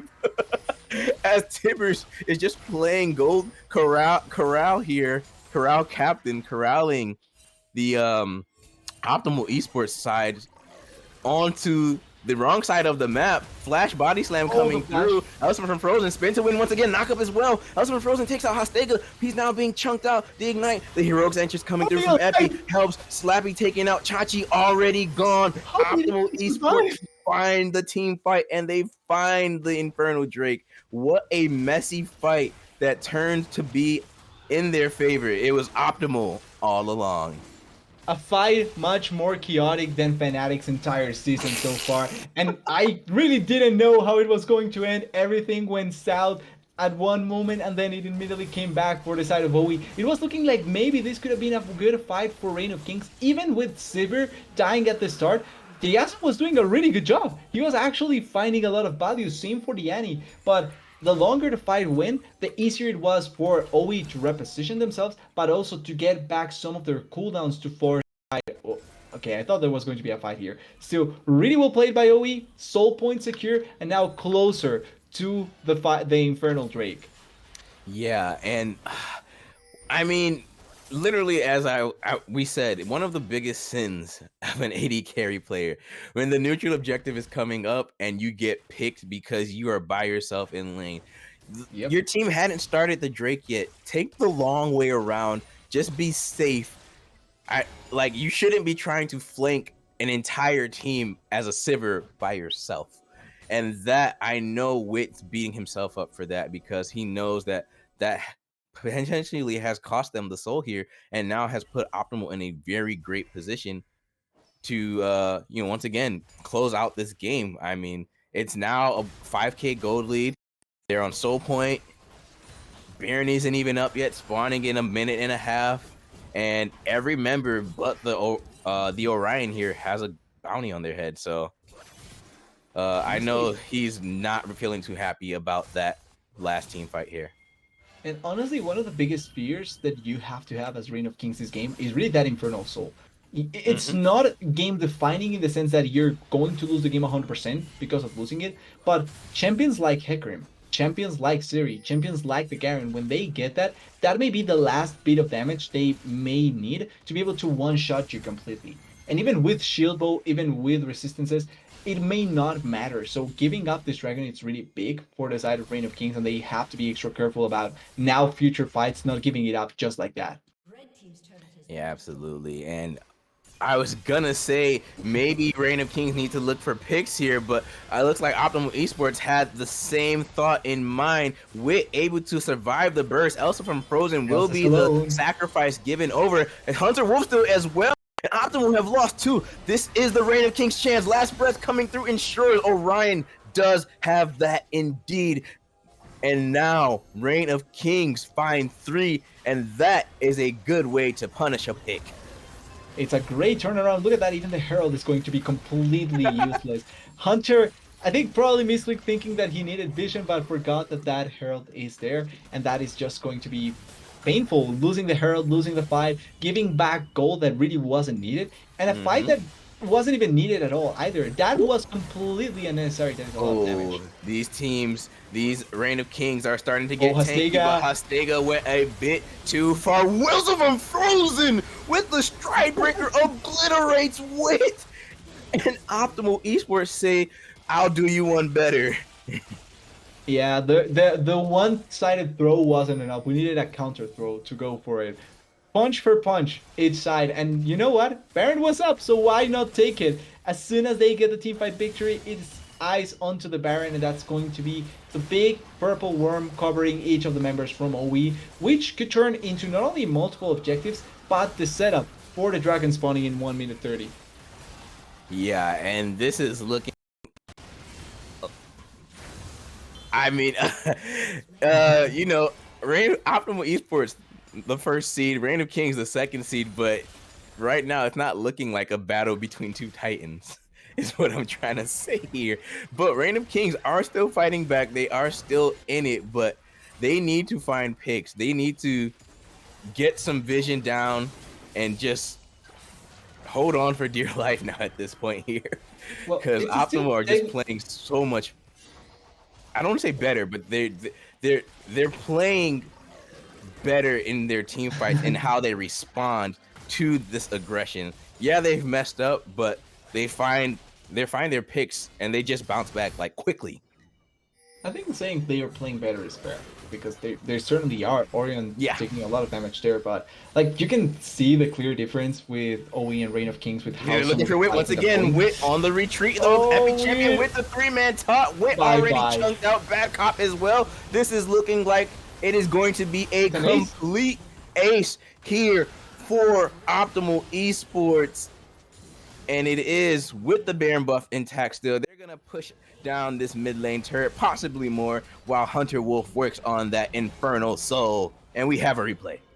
And getting the replay for the game. Look at the force that happens here. They realize that they are all in a small spot. They can just collapse and force the play to happen. And with their damage, with their huge advantage, they are able to just simply destroy the side of Reign of Kings. There's barely anything that they can do on Reign of Kings side because they need a perfect setup for it to work out for them. Meanwhile, as long as they press their R buttons on the side of OE, it just works out that massively. And in the game, in the live, taking down the Infernal Soul now. Full damage on their side. They still have the Baron by just a bit. It's not going to last them enough to make use of both buffs, but it's still going to be enough to now have enough damage to even destroy their opponents even better. Yeah, and for Reign of Kings, this is now turning into a very dire situation here.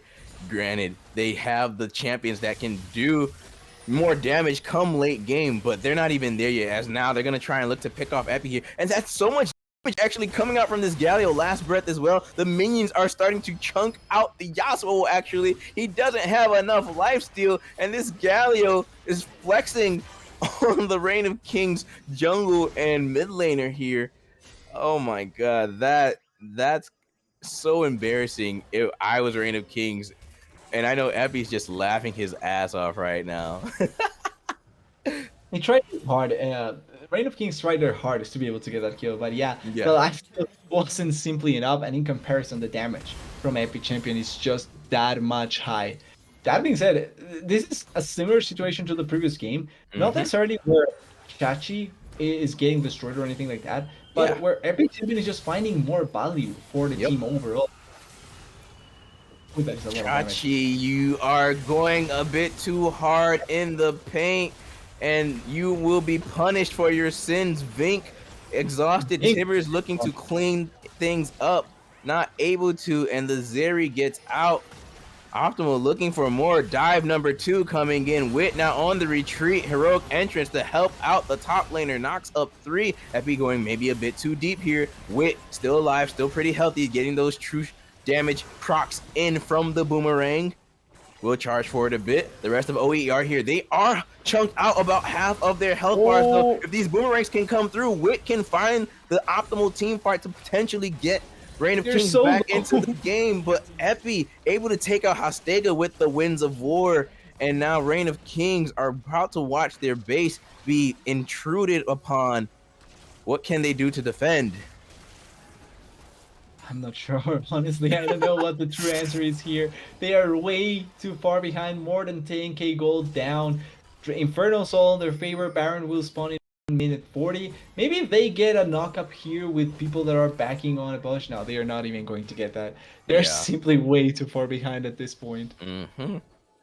Absolutely. And I mean, you've said it, TDS. Optimal are just the better team throughout games 1 and 2 right now. And Yeah. it's now a 13,000 gold lead in favor of OE. And if you're ROK, what are you telling your team in the comms here? What are comms even like for you right now as you're trying to find a way to not be in a 0-2 hole here? It's really difficult to know, right? Because there's the different dynamics that affect different teams.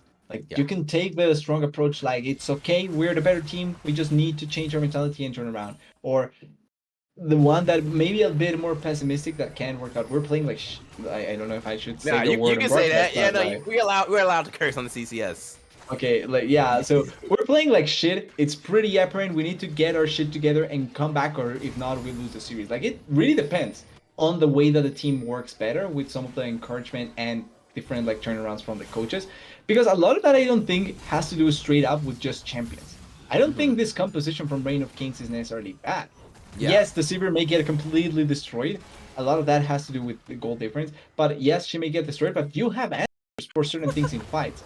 The problem is that you're not playing up to par, and that's really apparent. And I think a lot of that has to be with the players directly saying they need to change how they are playing, much more so than Yeah. anything that you can change with the champions. Yeah, for sure. As also from Frozen Flashes forward, gets the It really doesn't care. slow onto Chachi here. He actually does not care, just like you said, exhausted, because he knows that the Reign of King Cyrus doesn't have enough damage, but they punish his aggression here, and now they're looking to get more. Epi goes golden. Orion, though, with the knockup double kill Oh, of course. immediately for Vink here, and that is a complete wipe for Reign of King. Slappy, the last one to be taken out. Another ace here for ROK or for OE. And that's gonna be game 2, quadra kill onto Vink, and they have now put themselves at match point. It's gonna be the match point. One more game for OE to declare themselves the champions. And it's Reign of Kings backs against the wall. They need to find a way to turn around the situation. Because so far, OE really has had their number. I think game 1 was closer. There were better instances for them to try and turn around the game. But this one really was OE favored. And as soon as they found their stride, they never let go of the Mm-hmm. game. So now what does Reign of Kings have on their backs to be able to try and turn around this? OE feels like they are really in a comfortable spot and they don't need to do much to really keep themselves in the match. OE masterclass performance here in game 2, and Yep. like you said, TDS is just it's looking very tough for Reign of Kings. OE just looking like the team overall. Even though the drafts are good from both sides, but the execution is obviously not as up to par for Reign of Kings. And yeah, it's looking very dire for them. It's not looking, it is dire for them. They're in an 0-2 hole here. They have to win 3 straight to win the This is it. finals. This is it here. What do we do now going into game 3 is what the Reign of Kings are staring at here. For OE, you're chilling. I'm sure they would like a 3-0, but you're still 2 games up, even if you lose game 3. And yeah, it's it's looking pretty easy here for OE right now.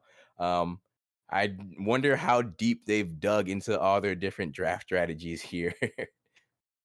Yeah, it's kind of difficult to really know about that because now you've changed sides. You changed sides from the first game to the second game. You changed champions. You bend away things that mattered, and at the end, you ended up getting still kind of dominated, kind of.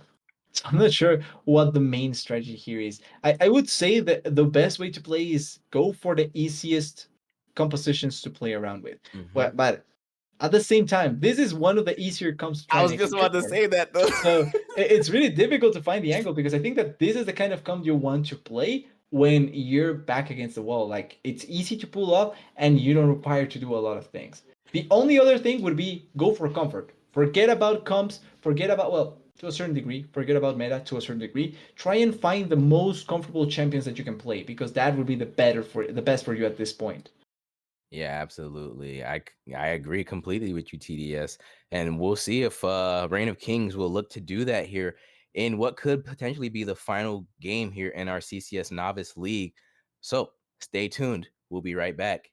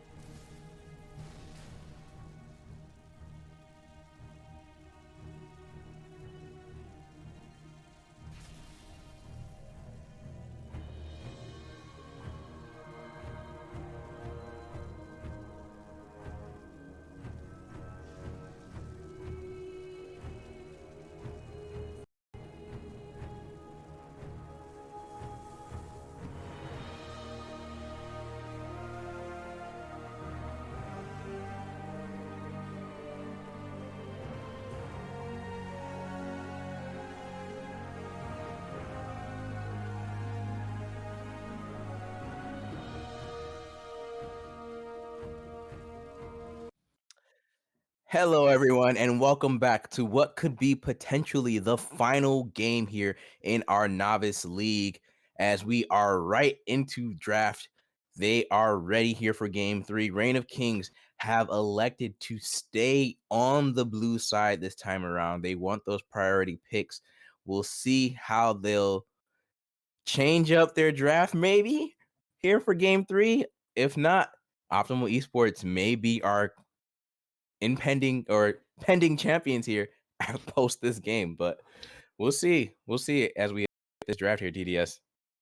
Really could be we have potentially won this game. So I hope that there's answers or things that the side of Reign of Kings wants to pull off to not feel like they didn't try everything in their hands and still couldn't do it. Like that's I feel the biggest thing is regretting not doing something because you thought that this could have been better. So hopefully they pull out everything that they still have left to try and go for in this last final game. That being said, similar bans from OE, Wukong and Jinx banned away adaptation from Reign of Kings with the Rakan, the Hecarim, and the Mordekaiser from the first game all banned away. This now opens up the Milio potentially if they really want to pick it, or if they have another thing that they really want to focus on.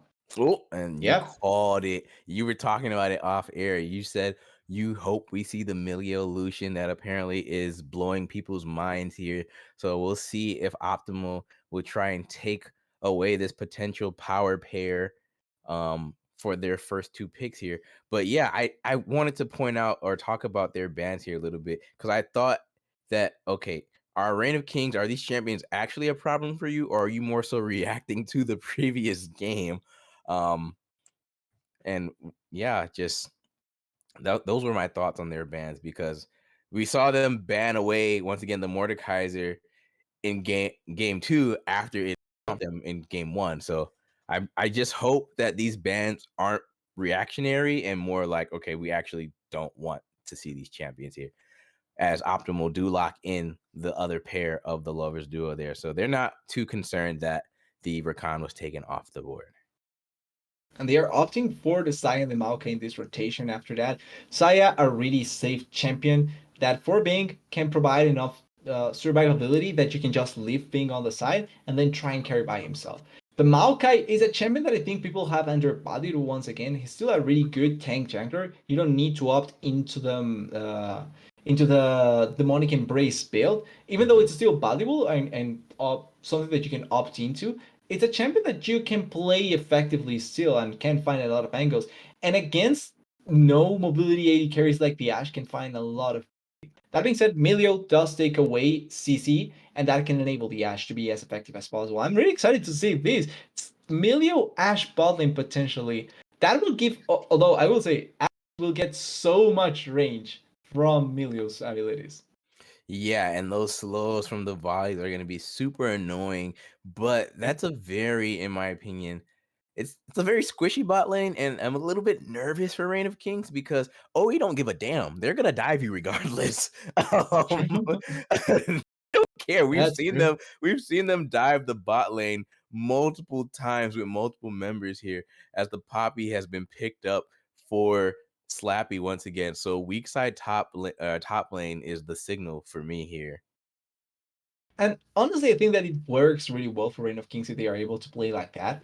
Because if you play weak side, now you can put more attention towards your bot side, provide for Weed and Backup, allow for them to be the main points of attack for your composition. If you're drafting Milio Ash, that's because you trust that they can do something really effective with them. And I hope that they actually put their eggs onto the Weed Backup basket. That being said, Thresh getting picked here, the last pick, not a bad option to try and keep some champions safe. And it also still enables that win condition that we know and love, potentially. Give Elsa the counter and see what happens top lane. Yeah, for sure. And I wanted to point out that in the regular season, OE also did 2-0 Reign of Kings in a best of three Okay. that they did play in here. So Reign of Kings do not have, the head-to-head advantage against OE. That was in week five, though, obviously. So really long time ago in terms of season Yep. length. But right now, I mean, it's looking like maybe not much has changed for this matchup. So maybe that was already true that OE were the better team and Reign of Kings haven't really found a way to, of course, crack the OE code just yet here. These last sets of bans are coming through. The Galio being banned, which is I understand it, but I also hope once again it's not reactionary and it's actually the Garen. So these bans are just I just hope they're not reactionary, if that makes any sense, TDS. Think they are reactionary. I really feel like they are. But I do respect if they do go for the reactionary bans because the best thing you can do about something that you don't want to play against is just ban it. Like Yeah. better to take it away than actually just have it in the back of your mind. What if they go back to this and we lose again to this? So probably better option. I still think that there's options for the side of OE anyway. So Hmm. it doesn't really matter Hmm. if you do ban these champions. It's going to be the Jace. Potentially for Elsa, they can still try and flex it, but we saw Elsa being the one that played the Jace in the first game. Yeah, for sure. And I do also realize based off Reign of Kings drafts, those bans do make some sense as well because you have an Ash Milio. You don't want a Galio, as we saw how quickly Mr. Spin to Win got on top of Wit's Yep. head there, or the Galio or the Garen, they got to that back line so fast. I mean, there were three ghosts on the OE side. So yeah, they had a lot of backline access very easily as the Vigar is picked up here for Reign of Kings. So some CC and dissuasion for the ROK side. Ooh. Wow. Okay. And the Shinto pulls it out. I really like the Vigar because of how well you can play around the range. It's not Mm-hmm. like there's a ton of range on OE. Yes, the Jace and the Saya to a certain degree, but Thresh and Maokai are manageable really well with the range from the Event Horizon, and then having the Xinjiao jumping onto the backline, potentially threatening with the Crescent Guard, can be really, really good. I'm not against the way that the composition ended Ooh. up going for Reign of Kings, and like we were talking about, it's not going to be the Epic Champion on the victor is going to be Elsa, and now we're going to see Epic Champion with his this picture. Try and maybe show Chachi how it's played, right? That's maybe the focus here. Oh man, that would be pretty iconic here for Epi playing the victor in game three, which could be potentially the game winning the nail in the coffin here of the series Yeah. for OE as they look to end this reign of kings. So as we go through our client draft here, TDS, I wanted to ask you, what does each composition do well and what can they not do, or what's kind of difficult for them? Well, let's start with Optimal since they are up 2-0.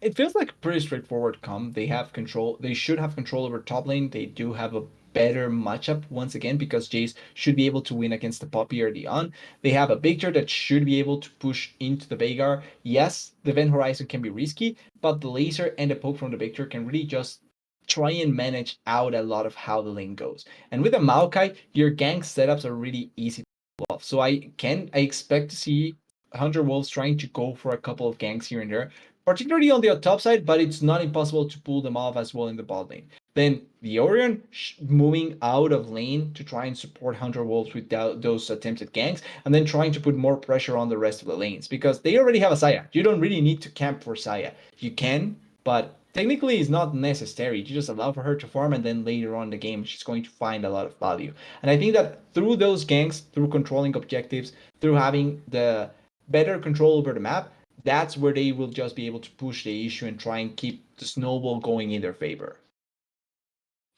Yeah, well said there, TDS. Yeah, and Snowball indeed. Vigar, we know is a very both mid laners here, very skill heavy champions, can Yep. do a lot of damage come that late game. Our salary men are looking for their bonuses here.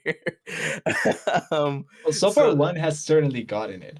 oh Like yeah, oh yeah, one oh of the yeah. two is being showing up 100%. Yeah, Epi's been taking all of Chachi's promotions here.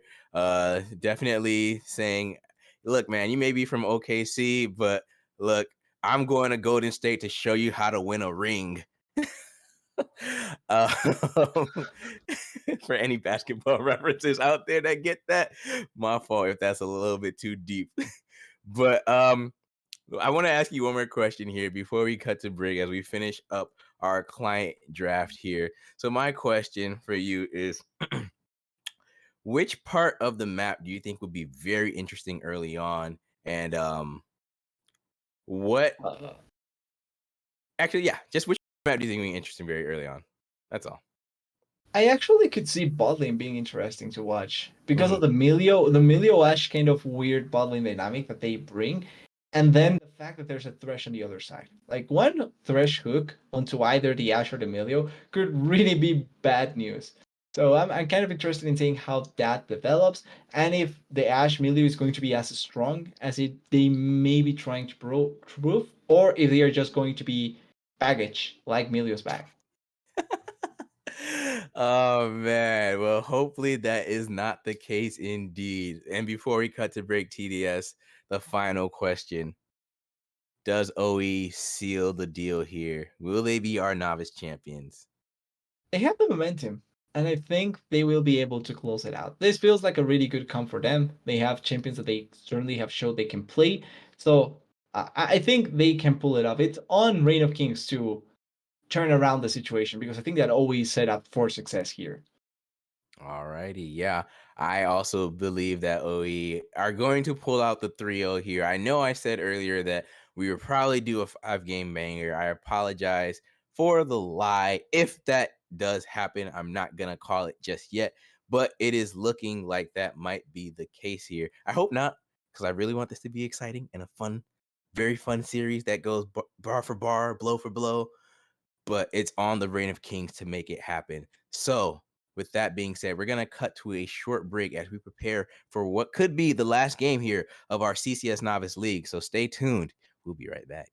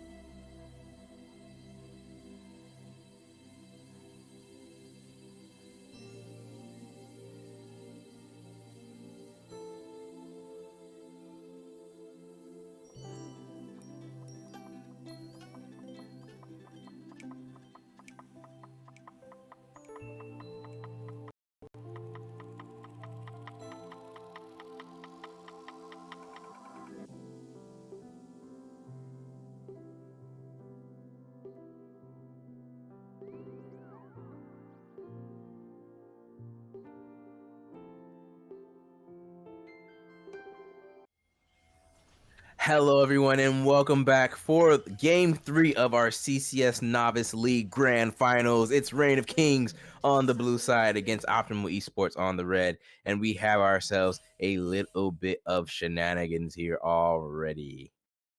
Well, they are waiting for some shenanigans to happen. It's not going to happen more than likely, though. I don't think anyone is face checking that. But if they do, First Blood could be it. Yeah, absolutely. And TDS, once again, as I ask you for the past two games and what could be potentially the last game here, Summoner spells. Oh my gosh, I was about to say spoons again. Summoner spells and runes. It's okay, you didn't say it. That's the big part. I This was one, thinking it about it. wasn't That's said. why. But it's okay, it didn't came out. And the thing is, it's pretty straightforward. Understandable summoner spell decisions. There's once again no teleport on the mid lane, but that's fine. We've seen the Epic Champion being able to play around with that. And then also on the bot lane, there's no ignite. It's going to be heal for bad cup. Meanwhile, there's the Orion with the ignite. So maybe that could give them an advantage in certain trades. Yeah, an advantage in certain trades indeed here. But at this time, both junglers starting on the top side of the map. We see Slappy there leashing Hastega on the buff. So I expect to see a lot of shenanigans in action towards this bot side here, as you had mentioned in the analyst desk for 2 TD. And that's a really nice Zaya skin. What Zaya skin is that? I need that. Porcelain, I think it is. She got a porcelain skin? I'm actually not even sure. I think it is. I don't know why the Maybe color it's a scheme kind of makes me chroma? think. Yeah, could be a No, chroma. I think it's a chroma. I don't know which skin. Maybe a chroma for Arcane or Arcana. Could be Anyway, a, besides the does she point. have Arcana? Yeah, she has an Arcana skin. I have that one. Okay. Yeah. Yeah, it could be a chroma. I think because of the color scheme is why I think could be a porcelain. But like you're pointing out, I'm not sure if she has one. Yeah, as we see Omega Trooper Vigar there with the W, the death sentence going wide. Oh, wait. Orion, I forgot to mention Orion is a menace on this champion here. It takes him a little bit to get warmed up, but once he starts landing those hooks, they do not stop, and it's a bit disgusting actually. The So, first the go first ahead. three hooks are all practice hooks. It's Exactly. after those three he really pulls off. Yeah, Milio does have the knockback though with the Mega Fire kick, so something to be aware of. Bad Cop has a potential to keep himself or his laners safe from those hooks, as we did see Hastega look for a potential gank onto the mid lane there.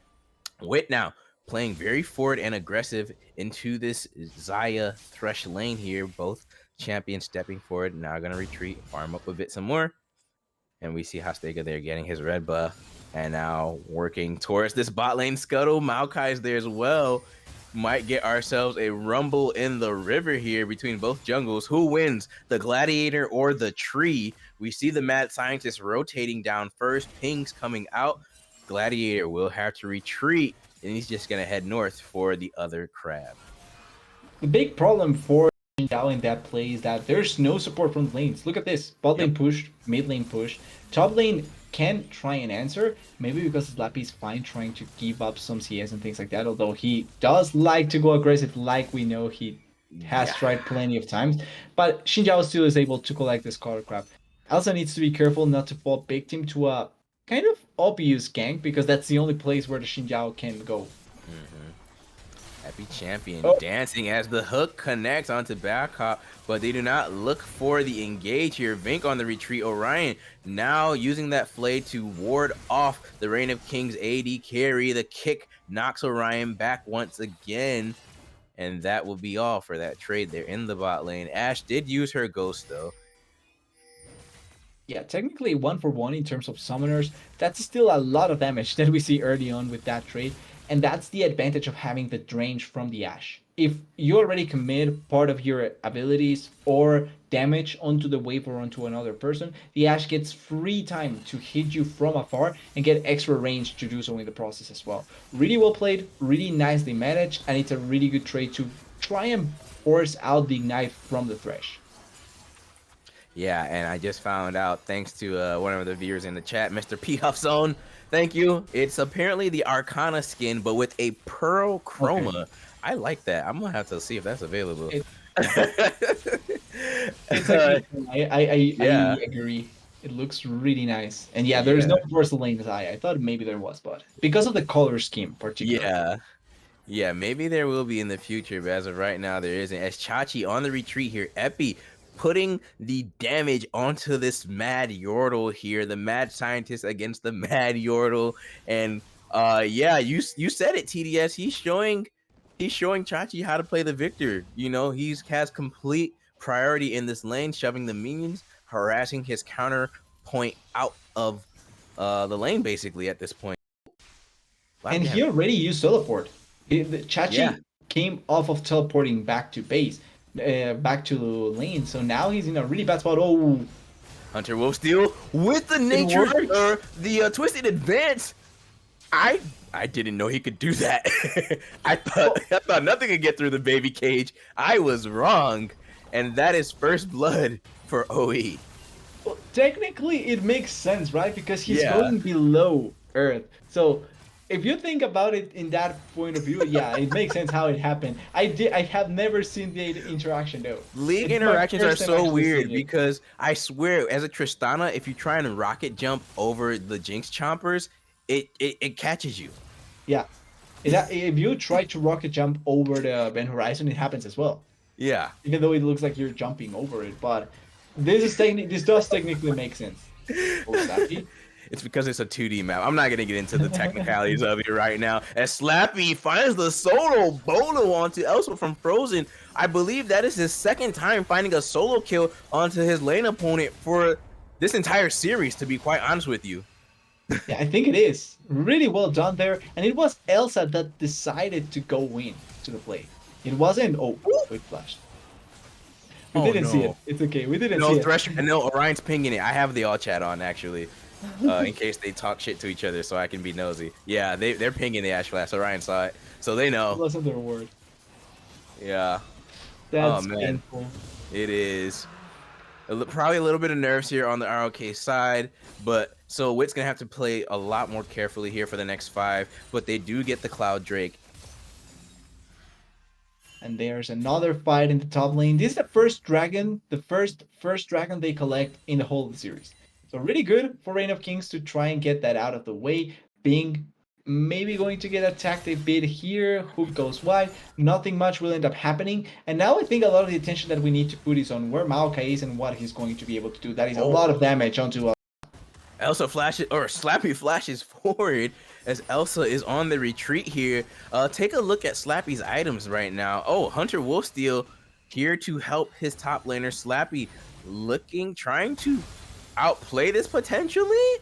Using that steadfast presence there for the movement speed, but gets caught up in the root and is going to go down for the first time here. So Slappy could not outplay the gank, but Hastega now here to assist Chachi. Chaos Storm coming through, the audacious charge as well as the knockup. Epi on the retreat. Chaos Storm does not take out the mad Yordle. Hunter Wolf is here though, albeit quite low, will use those fruits to top himself off a little bit, gain a little bit more health. Wit and Bad Cop still have priority in this bot lane, despite the fact that Wit does not have flash. So just goes to show how much harassed this Ash and Milio are laying down here in the bot lane. And that's without a exactly the jungler gank. range. The range is really being felt here. And now that they are pushing here, maybe they can try and set up for a dive. But with level 6, Pink is really difficult to get hit like that. I love Milio's Q. It's so funny to like look at when it's not being thrown at me. I like it's such a weird ability because I can see the kind of like fun part out of it. But at the Yeah. same time, if I'm going against him and I get kicked in the face, I literally want to destroy the living hell out of that champion. So it's the duality of that sort of design. Like if it happens to someone else, great. If it happens Yeah. to me, screw you. No, literally, such is the life of a league player. As the hawk shot coming through, getting some vision on where that OE jungler is. They know he is on the bot side. So, what the ROK bot laners should do here is be aware that Hunter's down here. We should probably back the hell up.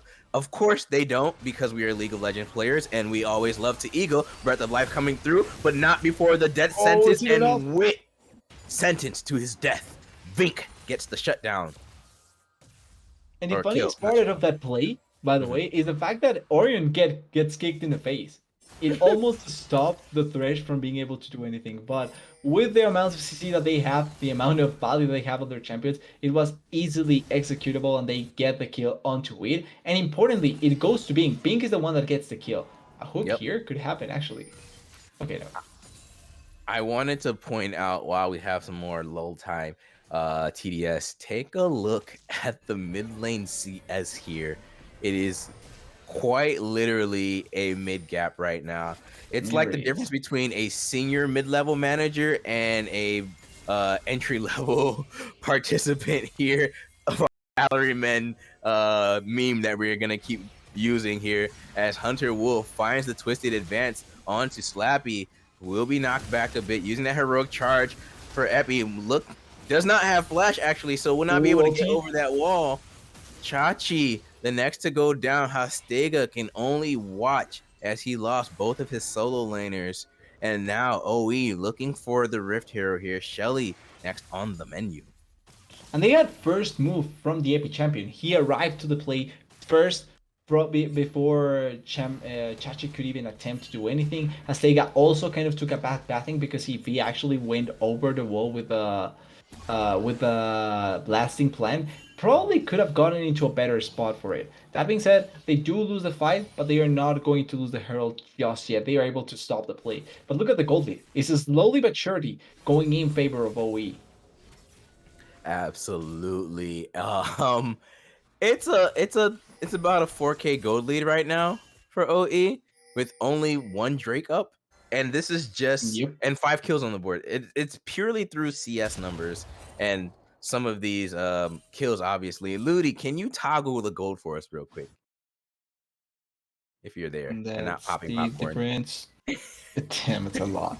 Oh, okay, he's here. There you go, TDS. Particularly mid lane. Particularly the mid lane, it really is the difference there.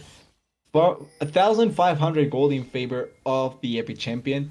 Top lane is kind of equal, although Elsa has been able to go ahead really effectively. And then also in the jungle, there's an interesting advantage. Because even though Hunter is behind in CS, he has more gold than Hastega as of now. And it's because of his impact in the map. Yep. 5 assists there on the Treant as Elsa from Frozen is being taken to town here by this Yordle.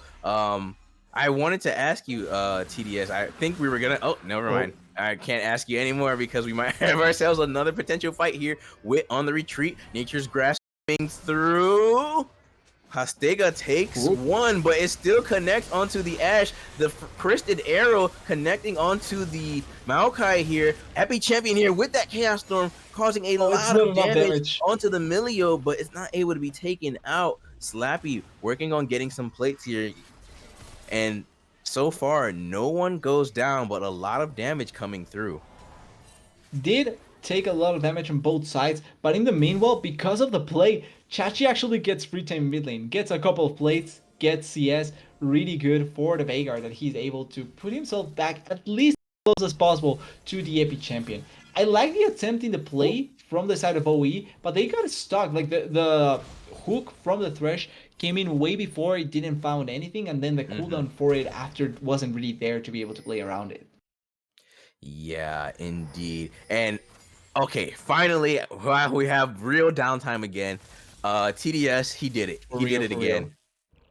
The Poppy, look at the item. We had a clear image of what was going to happen going into game, and it's precisely that. So what are our thoughts here on the Divine Sunderer Poppy build? Is it ego this time, or is it just... So the thing is, for the straight up 1v1, you can find the value with it. The problem is that it's never really a 1v1. If the jungler gets there and you don't have the resistances, you're going to get killed. And even then, Jace also can win the one, even if it's a straight up 1v1. So it's really risky to try and play around it, not because it's impossible, but because you're still playing a 50-50 of sorts. Absolutely, indeed. Here, as we now see supports leaving their lanes here to roam up for this second Rift Herald, as now Bad Cop using those. That ability is so funny. Once again, if I'm not the one getting hit by it, because it's literally Exactly. a little fireball knocking you back, and it's also kind of cute. I'm not gonna lie. And I'm kind of seeing the vision here for the Reign of King sides. You know, the knockback from the fire kick as well as the event horizon, keeping you locked up and potentially stunned there. So if they can get these Oh, combos executed Orion? well, oh The AP champion as well. Ooh. yeah, arrow coming through goes wide though. Orion will have to expend his flash. Reign of Kings. Heroic charge, stunning up Elsa from Frozen into the wall. But Hunter Wolf still will be able to get the Rift Herald with no contest here. Inferno Drake spawning in 2 minutes.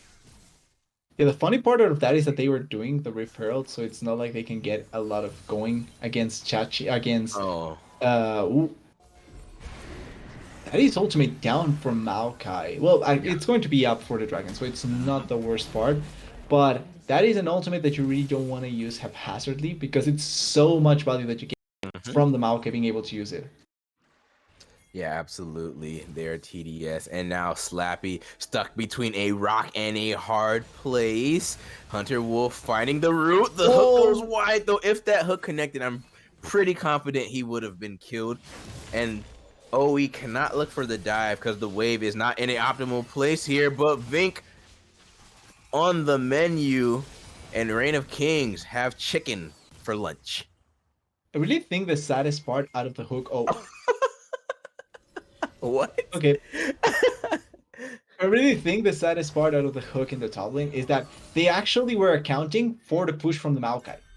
It went wide just by a bit because they actually account for the Maokai pushing away the target. So really unlucky there. Could have been a really nice setup kill, and it would have been a 1-for-1 because of what happened to Bing in bot lane. Is it the end of the war? Not necessarily. It's not like Bing had a big shutdown either or anything like that. It's still a good kill into the Saya, but it's not going to turn into anything meaningful. Um, TDS, I want to ask you a question though.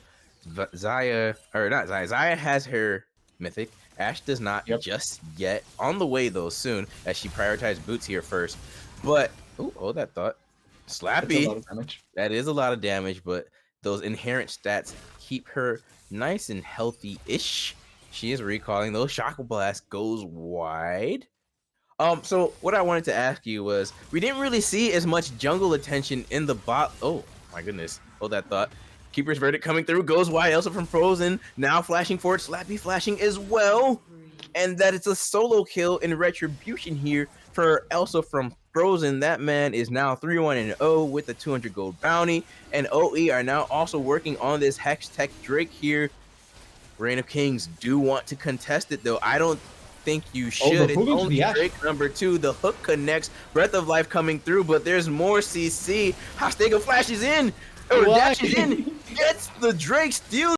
They need to retreat. Actually, no, they don't. That's so much damage coming through. With Ash's forward though. The Ash, what are you doing? Wait, Trying to wait. work on Epi with Champion. He cannot kill him though. So close. The greed. One of the sadly deadly sins of an AD carry player, of a League of Legends player, is greed, and he is punished for his sin. But Wade answered with greed of his own after Hunter Wolves decide to go over the wall for the Ash and then flash back into the dragon for some reason. Like that, the whole sequence of events from the dragon smells like greed from start to finish. Absolutely. Luckily, Bing doesn't die, and even though they lost the dragon, they still get a couple of kills and the turret top lane. Because that could be a really good way to come back into the game for Reign of Kings. Gaining a couple of kills after stealing the dragon would have been massive for them. Yeah, it would have been. But with that being said, Reign of Kings find the second Drake here. I was under the impression that they should let it go, maybe farm up a bit more, because you know you want this Ash to get more damage here, get more items. Same thing with the Vigar, you have a scaling comp, but Oh, they find the steal, and now Bad Cop, that is, finds his first death of the game here. Vink gets the kill. And yeah, OE continue their run here. 5k gold lead. in favor of OE. Maybe Cha more. Maybe more. Chachi looking for the stun. Epi, though, using that ghost there, the gravity field as well as the Chaos Storm coming through. Oh, Chachi, he knows he's doomed. Wind becomes lightning, barely misses. Slappy gets hooked, though. Reign of Kings looking for more. The arrow comes through, does connect here, but the wind becomes lightning, misses once again. Elsa from Frozen still going to be taken down, though. Shutdown going over to the Poppy. Vink gets chomped up, but not before he takes out one member of ROK. It's a 2 for 2 on the board. 2 for 2 technically, or not technically actually. 2 for 2. We Yeah. also could account for the Melio death before, so Yeah. that could count as well. But at the same time, it's still a lot of value that the side of Reign of Kings are gaining back because of bad positioning from Moe. They kill this Maokai that could be quite big. Oh, they're looking for it, but he does have an escape tool. Dark Passage gets Hunter Wolf out, and I think we're starting to see the Zenzao damage into this tree get a bit too much for Hunter Wolf to handle, but that's okay for Hunter Wolf as long as he has some backup around and it's not a 1v1 fight.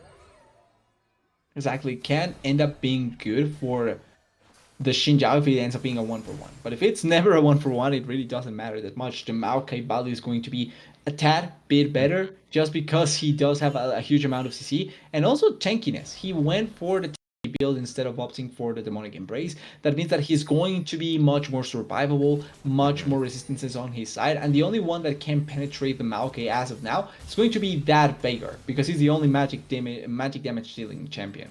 Yeah, and I also wanted to point out, I know we said it, but the Kraken Slayer on the Xayah, you know, typically we see her with Gale Force, but when a Xayah builds Kraken, it's because she has that safety with her team, has a front line that can protect her to allow her to get these true damage shots through and just tear through her opponents. So, pretty good build here from Vink, and that just shows also the trust that they have from the OE members here as that cozy campfire healing up the Milio a little bit here. But OE are they looking for a 20-minute Baron play or a 22-minute Baron play here? Well, they We're started thinking about so it, yeah. technically could have looked for it. Don't go for it as aggressively. Ooh, the hook goes wide. When it becomes lightning, kind of goes Teleport wide. I'm behind? sure he was looking for Vink, but they'll settle for Hunter Wolfsteal instead. Chachi with the flanking stun though. Look, finds Vink. Keeper Verdict knocks him up as well, and that's another OE member down. Reign of Kings are not here to play. They want to make sure they force a game 4. Will they look for more though now? That is the question here. Epi Champion is around as well as the Jason Thresh. They're just going to recall though for the time being. Oh yeah, then there was no opportunity to cancel it. But I think I like the idea from the side of Reign of Kings to how they respond back to the play. They had the opportunity to look for a teleport play because there was a good ward behind the back of the Saya. And because they tried to engage into the Xinjiao, but as soon as Crescent Guard comes in, it's really easy to deny any damage coming through in that play. So really well played overall by Reign of Kings. They denied way too many things, and that turns now into a opportunity to try and turn around the game. Owie though is already in the dragon. Oh, that heroic charge into the tower there, and Slappy looking for the solo kill to Elsa, who will flash away. Slappy flashes as well, and heroic charge gets it, seals the deal. Now a TP coming in. It's an uneven fight, an unfair fight in favor of Reign of Kings. They find Orion. Astega though now in the middle of the fray as OE get the Hextech Drake. Steadfast Presence denies the dash away. Vink trapped in the cage. Reign of Kings find another, and that's 4 for 1. Actually, in favor of Reign of Kings. Excuse my language there. And now they're going towards the Baron here. They will get it. I honestly don't know what is happening, but OE decided that they don't want to keep playing this game. In comparison, Reign of Kings wants to, and they are doing everything they can to try and play it. Elsa gets punished for a big mistake. Then they, on the other side of the map, try to secure the dragon. They do it, but at the risk of their lives. For some reason, trying to re-engage, even in an opportunity that has no opportunity for them to really get anything. Astega is still alive. Astega is alive here. We'll be able to smite the Drake. Slappy gets out as well. I thought Orion was maybe going to hook the Poppy. stuck between a rock and a hard place here. Someone's gonna have to be given over as sacrifice. Maybe The not. Orion. Instead, Orion probably looking to be the sacrifice instead of Hastega here. Also from Frozen with his Thresh, thought they had enough damage to take them out, but they do not. OE looking for more, trying to stop those backs. They're trying to find a pick. Hunter Wolfsteal just gonna chase and harass them to delay those backs as much as possible.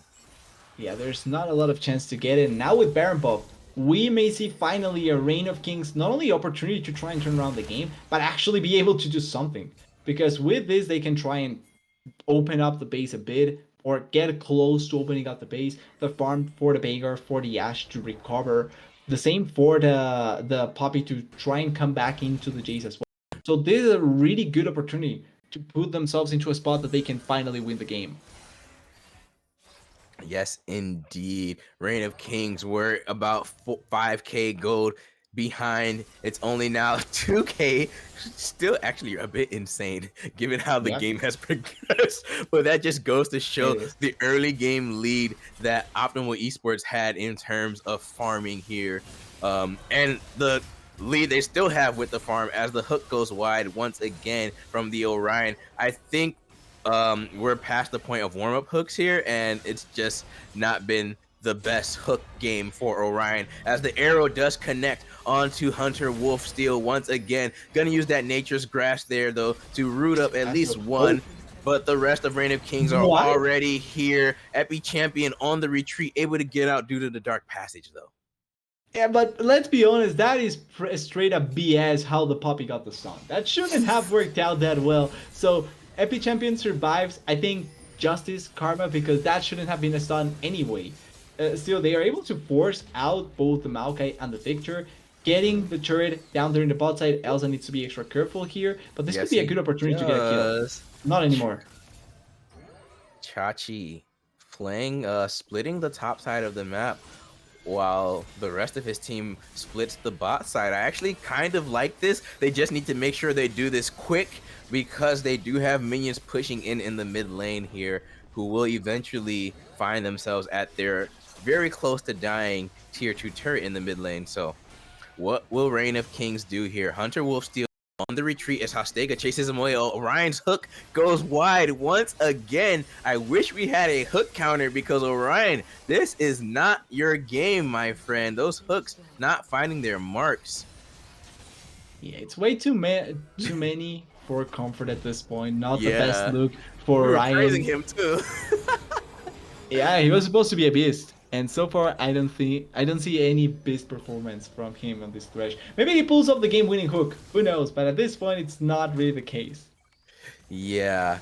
And now taking a look at the items here while we have some lull time TDS. See Epi working towards the hat, already has the excuse me, Shadow Flame and oh my goodness. I'm gonna drink some water. Leandri's online. So yeah, these items are definitely coming through for OE here, and their scaling is still going to be quite a force to be reckoned with.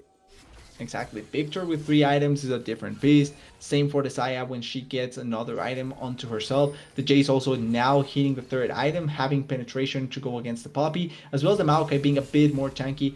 Always is going to be great to have. But they have complete control over the bot side, great vision control, a lot of wards lighting up the river. Ooh.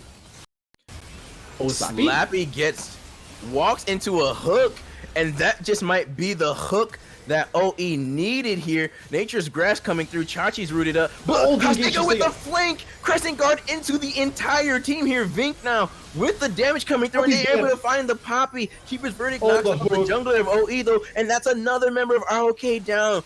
OE have bided their time and they have found a favorable fight. And they will now work on this Hextech Drake here. I don't know why the image is showing Inferno. That is so weird. It's kind of the a bug with Yeah.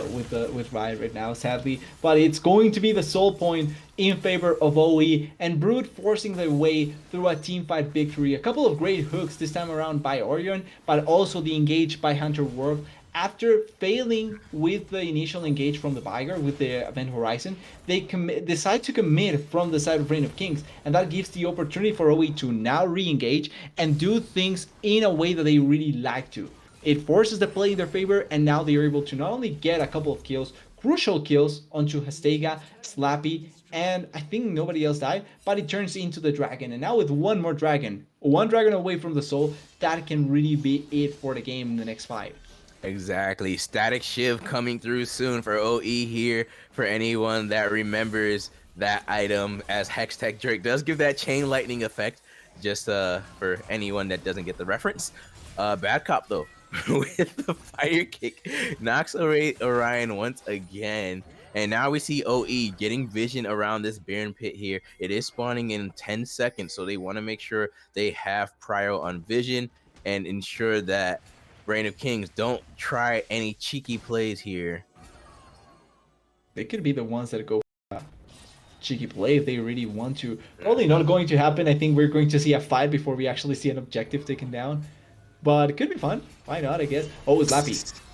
Slappy and Hunter Wolf just staring each other down here in this river. The campfire coming through, buffing up the ROK members.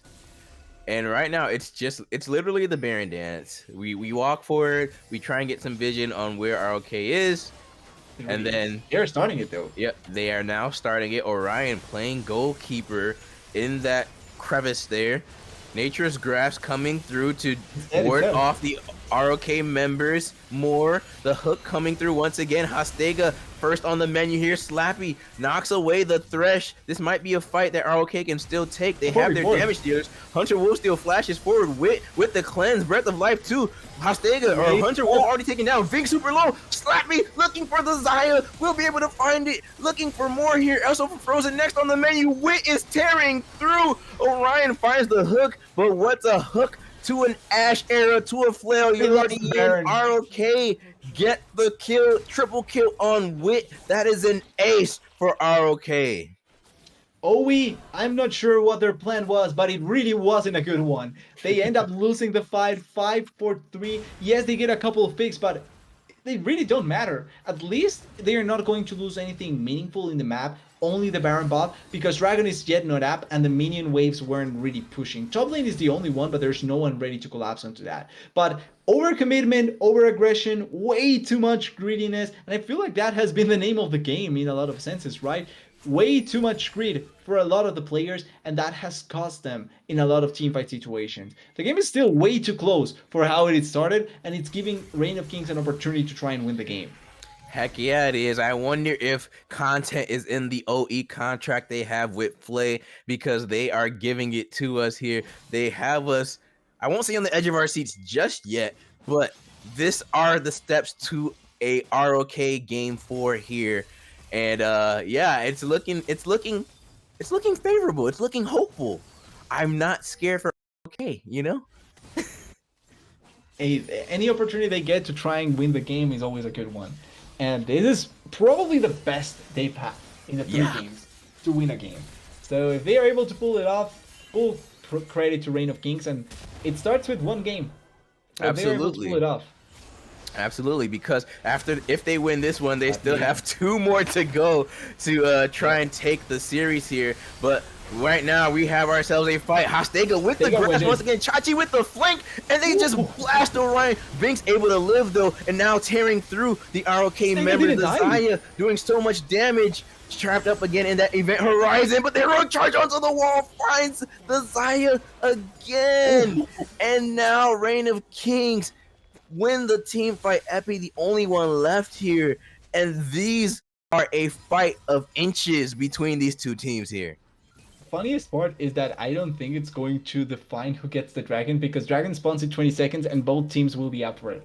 So we're going to see another fight for that dragon. Another really close fight. They bursted out Orion really quickly, and Bink is really not finding good space to be able to fight because he gets way too many things on top of him. only the Epic champion is being able to output as much damage as possible, and that really has been the main difference. Elsa as well needs to find Morangos to do damage because so far hasn't really found them, apart from some poke. Yeah, but this time around, I want to commend Chachi. Chachi and Hastega particularly. They have been Yeah, finding great angles on these flanks to Dragon put the started. Zaya in such an uncomfortable situation and burst out the AD carry or one of these carries for OE here or Hunter Wolfsteal as well. So kudos to them. But Okay, right touch now, right. let's see how they're gonna work this next team fight here.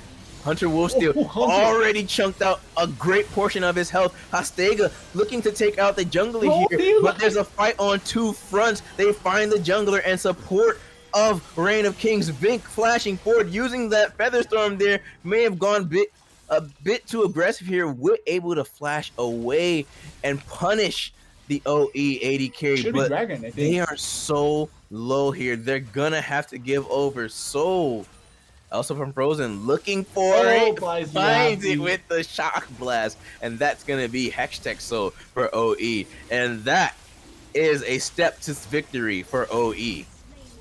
It's going to be really close now. They do get the soul. They have the advantage. A fight that could have been much better in favor for the side of OE if Saya doesn't go as far forward as she did. But it also could have gone way better for Reign of Kings. They almost killed Hunter as soon as the fight started. But they couldn't close out the kill onto the Maokai. And instead Milio dies, Stega dies. And it just enables now OE to push forward a little bit more aggressively. Yes, they end up kind of overcommitting in a way, but at the same time they force them out and get the dragon. And that's the biggest news out of this fight. And I think the champion, the player to watch for the side of OE now is Epi Champion. He has 4 completed items in his kit here. That Chaos Storm and those Death Rays are going to be devastating. Granted, RK, they have Bad Cop, so they have a little bit of healing, and there's innate healing, of course, in the Xin Zhao build, as well as Poppy's a bit tanking with the Immortal Shibo, Bork. So plenty of healing here for the ROK side, but I mean, if you get chunked out or if OE find the right flank, get the right route, and just burst you, you're still dead. So they're gonna have to be careful how they navigate these team fights here. Slappy just chasing away Hunter Wolfsteal. That's Lappy's way. We've seen Slappy time and time again want to fight. Yeah. That's just a Slappy way. Oh, Being gets hit. Oh my god. What did we say about the 7 deadly sins of a League of Legends player? And particularly as an AD carry. The saddest part is you have ulti, and you see it coming, and now engage. Ooh, flash. They're still able to force out some damage onto the side of Reign of Kings, but this is perfect setup for Baron if they get Absolutely, if they're able to force it. Those shock blasts from Elsa though are still pretty damaging here. So I think ooh, bad cop. Well, I mean it's Emilio, so yeah, he's kind of squishy anyway. I think Reign of Kings might. Oh, well, 1-for-1, I guess. I think they were gonna try and look for a pick before they started it, but now I don't know if they want to do that without their Emilio here. What are they trying to do here? They don't want to give up their vision. They're trying to fight for their vision. They're looking for a pick. They have Hunter Wolfsteal in their sights. They get the stun. Arrow comes through. Hastega on the flank though. He's onto Epi's back, trying to chunk out this victor. He is by himself though. Wit and Chachi now aggressing forward. They're able to take out the Jace though. Primordial Blade coming through, but Epi is still here. Now walking forward, ghosted up. The carries of Reign of Kings will have to retreat, and that will be the Baron for Optimal Esports. What looked like a perfect opportunity for the side of Reign of Kings to get the Baron turns into a bad pick onto the Milio, into a bad fight, into now the Baron buff for OE. It's not impossible to do, they still have opportunities. The gold lead is really going to become meaningless the longer the game goes on, but they cannot let go of opportunities like this where they get such a massive peak and they don't turn it into anything. Absolutely, and hopefully we don't see OE wipe their Baron a second time around as well. Well, this starts better, right? At least they didn't commit in jungle. That's already a point. Yeah, no, for sure. And so you have Baron buff, you have Hextech, so Elder is spawning in 2 minutes here. If you're OE, I think you want to try and at least get 1 or 2 inhibitors before this Elder spawns, because I don't know how their chances fare around a Baron, or I'm sorry, not a Baron, an Elder fight. Like, the Vygar has scaled pretty much. He is on how many stacks here? 1,000. 356 stacks of, Okay, well, okay. ability power, sorry. So 356 extra ability power here on the Vygar. Um it's scary hours if you're in that pit there between a Poppy and a Vygar event horizon. So yeah, OE need to try and Oh, push their advantages now before this Elder spawns here. Elsa from Frozen, though, finds himself ulti being coming in. hunted. Costega will have to use his ultimate there, knocks away the tree, will use that charge there to gain some more ground. Shock Blast doesn't connect, Hook goes wide once again. Arrow, Oh, bye once bye, Estega. again, going wide. Oh, And 1 Orion of one, Kings cannot find 2 much. one. Ash with the double kill, though. Vink using that ultimate there to retreat, and it's a 1 for 2 in favor of ROK.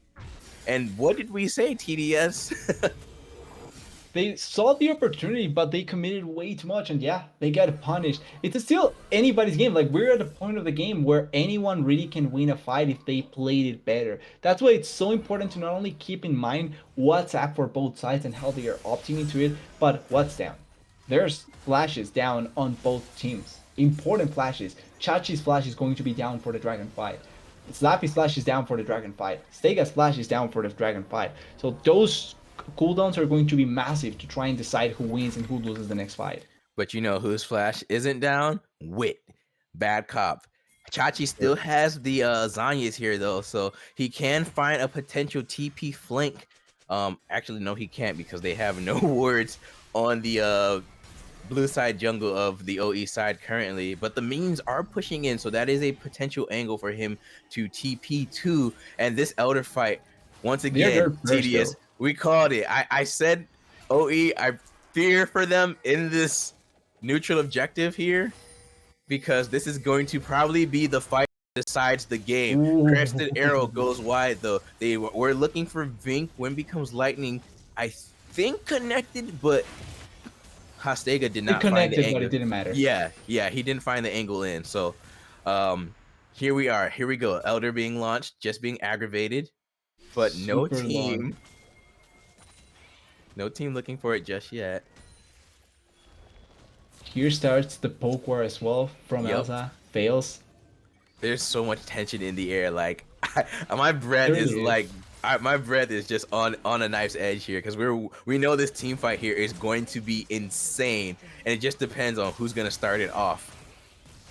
Yeah, anyone can really force it. Anyone can be in a good spot. Elder has a lot of health, so it's not like you can try and burst it super quickly. Also Ooh, on the side, Hostega. Stega on the side, yeah. Stega with the flank here though. OE are Oh, aware, they have vision. Bad cop healing up, topping off his members a bit with the they can heals actually and rush shields it, here. yeah. Elder is now There's no starting to be smite. chunked out. The hook coming through. Arrow There's no as well. smite. And OE find the Elder there, bursting through Reign of Kings, and that's it. That's I it. think that's gonna be it here, y'all. That just might be game. Wit taking out OE. Get the ace, and now they're gonna push. They're TPing to the bot lane. Elsa TPing, Vink and Orion on their way. Hunter Wolf still as well, working on this bot lane turret here. I'm seeing GG's in the chat, but we can't confirm it just yet. Death timers are at 30 super seconds, known. 20 seconds. They're pushing on this next inhibitor turret here. I think that's Melting it. like butter. TDS, I think that's it. I really think that's it as well. They have the damage, they have the wave, they have the champions, they have the time, because it's 10 seconds for the first member to spawn, and that's gonna be it. OE, your grand finals champions, your grand finals winners, your season winners, I don't know, champions. They are the CCS Novice League champions. Optimal Esports defeat Reign of Kings in a 3-0 victory. GG's to OE. Fully deserved. Well, the first two games were clear difference in just how they played and they showcased really effectively. Last game, it was much more competitive. Both teams tried their hardest to really pull it off. I think maybe finally we saw the true potential that Reign of Kings had. It Mm-hmm. Mm-hmm. came too late, maybe, and that's kind of the saddest part. But OE delivered how they needed to, and they are now the champions. The first of last three tournaments. Yeah, absolutely. Yep. What got 3 tournaments in the CCS, 2 down, 1 to go. Just the advanced league now on Fridays. But I want to talk a little bit more about this game, like you said, TDS. Kudos to Reign of Kings for putting up a very, very competitive match here. This was Yep. our longest game of the series, 44 minutes and 12 seconds. And they were so close to potentially taking it from the OE side. But Yep. unfortunately, Destiny was not theirs to be seized today. And they will be our second place team, of course, in the Novice League here. But OE playing this game on a knife's edge, taking the seesaw, giving us a wild ride, actually, because there are some points where they're throwing the game and then, okay, they're winning again. Oh my God, what are you doing? You lost, you wiped your Baron buff. So, I think you said it best. They probably had a clause somewhere in the contract that they needed to have content for that last game. yeah, with They needed Flay, to there's have always it. content in the contract. So, yeah, but with our interview here that we are preparing for, it's going to be, of course, the whole team. You know, it's the CCS. We always would interview all the winners here. So, Yep. I'm going to go ahead and bring it to a short break while we get ready to pull them all into the voice chat. So, stay tuned for that interview. We'll be back.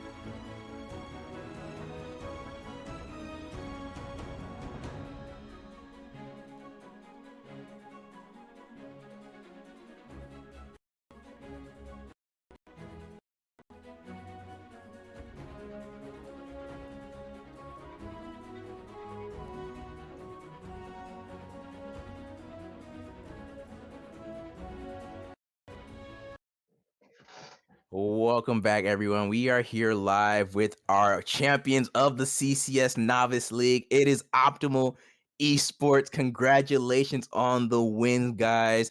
How do you feel about that victory? Pretty lit. No, yeah. I'm still trying to recover from trying to hit Jace Q's the entire game. I think my brain doesn't work anymore.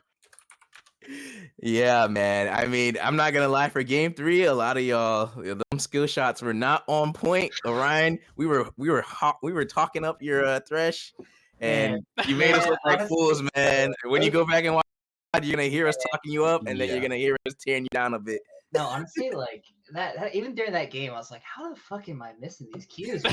This is so stupid. I will play devil's advocate, and there was a really good one. Yes, there were plenty that were bad, but there was a really good one onto the Poppy, and that was a good team fight win. So I'll say that was good. I remember that one for sure. How do you guys? Oh, sorry. You're good. Go ahead, ask your question. Oh, okay. I was gonna say, how did you guys feel about coming into this series here against Reign of Kings? What were your thoughts about your opponents, and how did you prepare for them? There was a lot of draft prep going on. I think they were thinking about it too, where at first we were thinking about just like leaving the Wukong open and just egoing it, but then we thought about it and like, why the fuck would we do that? This guy's a one trick. So yeah, so we didn't do that. Oh We my just goodness. they left it open. We B1'd Yeah. it, and then we saw how that game turned out. I think they were very strong. But what's it called? I think there was again we just a lot of talking, a lot of draft prep, and we just know we're the better players, so we're like stick to comfort, stick with what's working all season, and then we end up doing that, which good.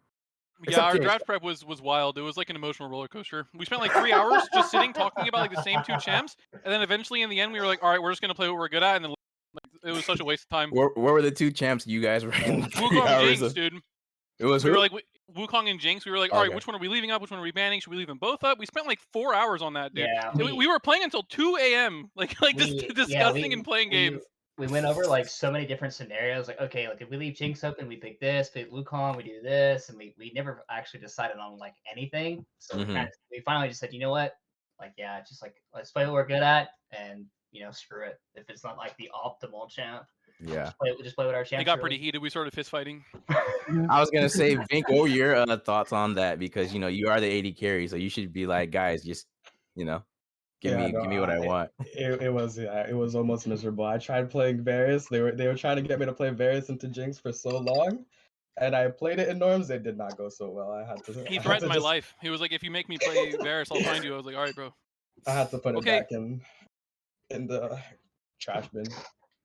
Fair enough. TDS, you got a question? I don't want to take up all the airtime here. Yeah, I would say like it's pretty easy to kind of have huge discussions with what happens in draft because it's not a straightforward thing. Like there's always things that you can argue and things like that. But gameplay wise, like it feels like you were pretty confident coming into today's finals. Like even just after watching draft, I feel like you guys were playing like you were trying to showcase that you were the better team. And I feel like that came a lot with the confidence, but also from the fact that you were the #1 rated team. And I'm not sure if that helped coming into the grand finals or if you just hyped yourselves up for it. I think Oh, I can answer real quick. Oh, here, I'll go first. I think a lot of it is obviously we all have massive egos on this, except Vincent. He doesn't talk much, but he does a good job when it comes down to it. But we all have massive egos. We all want to win. We all know we're the best, right? So it's about putting that to paper and like doing what like works to get us there, right? And that's all it was at the end of the day. I think in a lot of ways their team is a little bit of a mirror to us, with only like slightly different champ picks. Sloppy being mainly tanks and stuff, showing that Poppy twice. It's pretty okay. But it's just like bot lane scaling, top lane just like does whatever. We have a carry top, so it made it a little bit easier, I think, in a lot of cases. And I just played tank duty, so it was fun. Yeah, for sure. And I want to ask actually about the mid lane a bit. Our salary man who got his bonus, Mr. Epi. Congrats on the win here. And yeah, the mid lane matchup was actually pretty interesting because when we were talking about on the analyst desk, we thought it would be, I don't want to say dry, but like boring in a sense. Like, okay, we probably won't see these teams really play for mid lane because it's a jungle top lane. We know like typically you guys are traditionally more jungle top laners focused, but in game 1 you guys were like on Chachi's ass. So what was the thought process on that, Epi? I want to hear from you first. I think contrary to what people might believe, Hunter doesn't actually play towards also that much on this team. I think if you look at it's statistically true. I have the lowest proximity rating, right? So I think me and Hunter definitely work really well together, and we both kind of have the same like ideas of how we want to play the game. So I think which is why like we match up like very well. So, and yeah, I don't know. I don't really remember game 1 too much. Oh. That was the Mordekaiser game, right? Yeah. Yeah. Pretty sure Chachi doesn't want to remember that one either. After what happened. I mean, oh my goodness. The longer that game goes, I think the worse it gets for the victor in terms of the 1v1. So like when he wasn't really like bullying me level 1, level 2, I kind of knew it was like just a wrap. So yeah, I think that game as well. I just like I don't know if I ganked mid as much. Like I had a lot of presence mid across the series because like especially in game 3 where since I was trying to make plays, I'm just matching him around the map. But I think in the game 1 in particular, like once I hit 6, I just kind of like hit Sunder. I just kind of one shot this victor like 2 or 3 times. I think that's the part where he wants to forget, and you never leave open Wukong. Don't forget, guys. Yeah, I will say contrary to one trick. So I don't know why they left that open. Yeah. I will say contrary to what Hunter was saying, he comes in with like the big talk, but I will say like we spent so much time like practicing like specific picks. Like I played you can like reveal it to us now, right? I played like I don't know. I need to go look, but I played a ton of games in scrims. I probably played like 15 games of like Jason Kale, like those two champs. I spammed it like specifically for this series and stuff. So I think even though we did come in with like a lot of confidence, we also like we were confident because we like put the time in. It wasn't just like up to chance or anything. Okay. Not gonna lie, now I'm kind of curious in watching how the Kale would have performed. Like, I think you would have been destroyed because Kale, what the fuck? But like, Kale got buffed on Oh man, 13-9 Kale's though. so Kale's Kale's so I'm OP nice. right not. now. Kale is I like honestly not sold on Kale. I think that she will suffer in the same way that she has suffered all its entire existence until they put the Kinsos, because that is Right. going to change a lot of things. Yeah, But that's kind of the until that gamble. happens, I was gonna say that's kind of the gamble where, like, especially in this series, once you showed Poppy game one, I think it becomes a lot less reasonable to pick Kale because Poppy and whatever jungler they pick will dive instantly. yeah. So I think that's the hard For part. sure. And like Jace made it a little bit. I think is Jace. He put a lot of work into it, made it way easier. Where like the same thing can kind of happen, but like Jace is easier to like come away from it, like getting a kill or like surviving, especially with like Gordon. Jace comes online so much quicker, and it in a way he's like I think he's much safer, even though they're both like they both end up being ranged. I think Jace, even though like the Poppy matchup is really awful, I played it. I actually played it a bunch of times while I was practicing Jace, so it like I already felt confident coming into it. But I also think Jace, like his items are cheaper and he has like his knockback and stuff. It just makes it a lot easier to like get away from something like Poppy than Kale. Kale would just die, so that's why we never ended up picking it. Got you. And well, Flay apparently jumped the gun. I don't know if you saw the ping yet, Hunter Wolf Steel, but congratulations, you are the finals Ooh. MVP. Holy. Yeah. So yeah, I mean, the impact you had and the way you were just roaming across the map, definitely putting the pressure on and enabled your team to do the things they could and lead them to victory, So congratulations to you for being finals MVP. How you feel about that, being named finals MVP, man? I thought that's pretty cool, I think all of my teammates obviously played well. I have a big ego, so obviously I deserved it the most. Cool. I deserved it the most. What I was actually going to transition to, I don't remember. I heard like maybe like Banger got all-star for some reason for the jungler. I wanted to hear your thoughts on that. Like I don't understand how that happens, but like Oh yeah, All Stars. Look, I didn't vote for All Stars, so all y'all did. So yeah, you I need to don't think talk I had a you say need in to All talk Stars you either. need to talk to the people that voted. You could have voted TDS. Really, I don't think I had a chance. I don't remember Flay telling me anything, but it's Flay, so No. This was a public vote, so Hunter really. Wolfsteel needs to talk to his community. Show us the results. Don't you guys have the Google Forms of like who voted for you? I mean, I do. I can show y'all that, but I think I'd rather not. So that way some feelings don't get hurt. You know what I'm saying? Oh my goodness.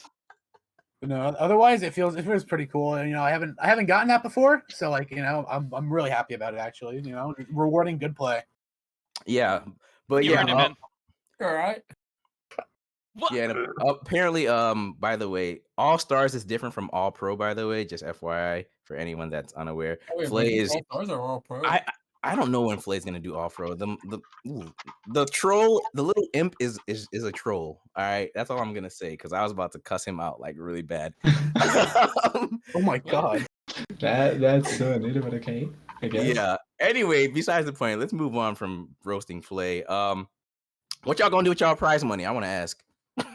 How much I do mean, each of us get how much do we individually? even get, bro? I was told it was like $25. I mean, I can go to like Walmart and buy like I don't know. Is it? No, hold up. Let me see. I don't even know how much it is. I heard it was like I think I heard it was like 50, which is Is alright. it? That's pretty good. Hey, I mean, $50. That's a bunch of skins you can buy, bro. That's true. Well, you can already put a down payment on them, no? I mean, the shop is open right now, so a bunch of skills are actually on That's true. sale. So I'm just saying, like, Wait a minute. Mr. Flay is saying so $800 $480? total, so they get 480. So 480 split 5 ways is what?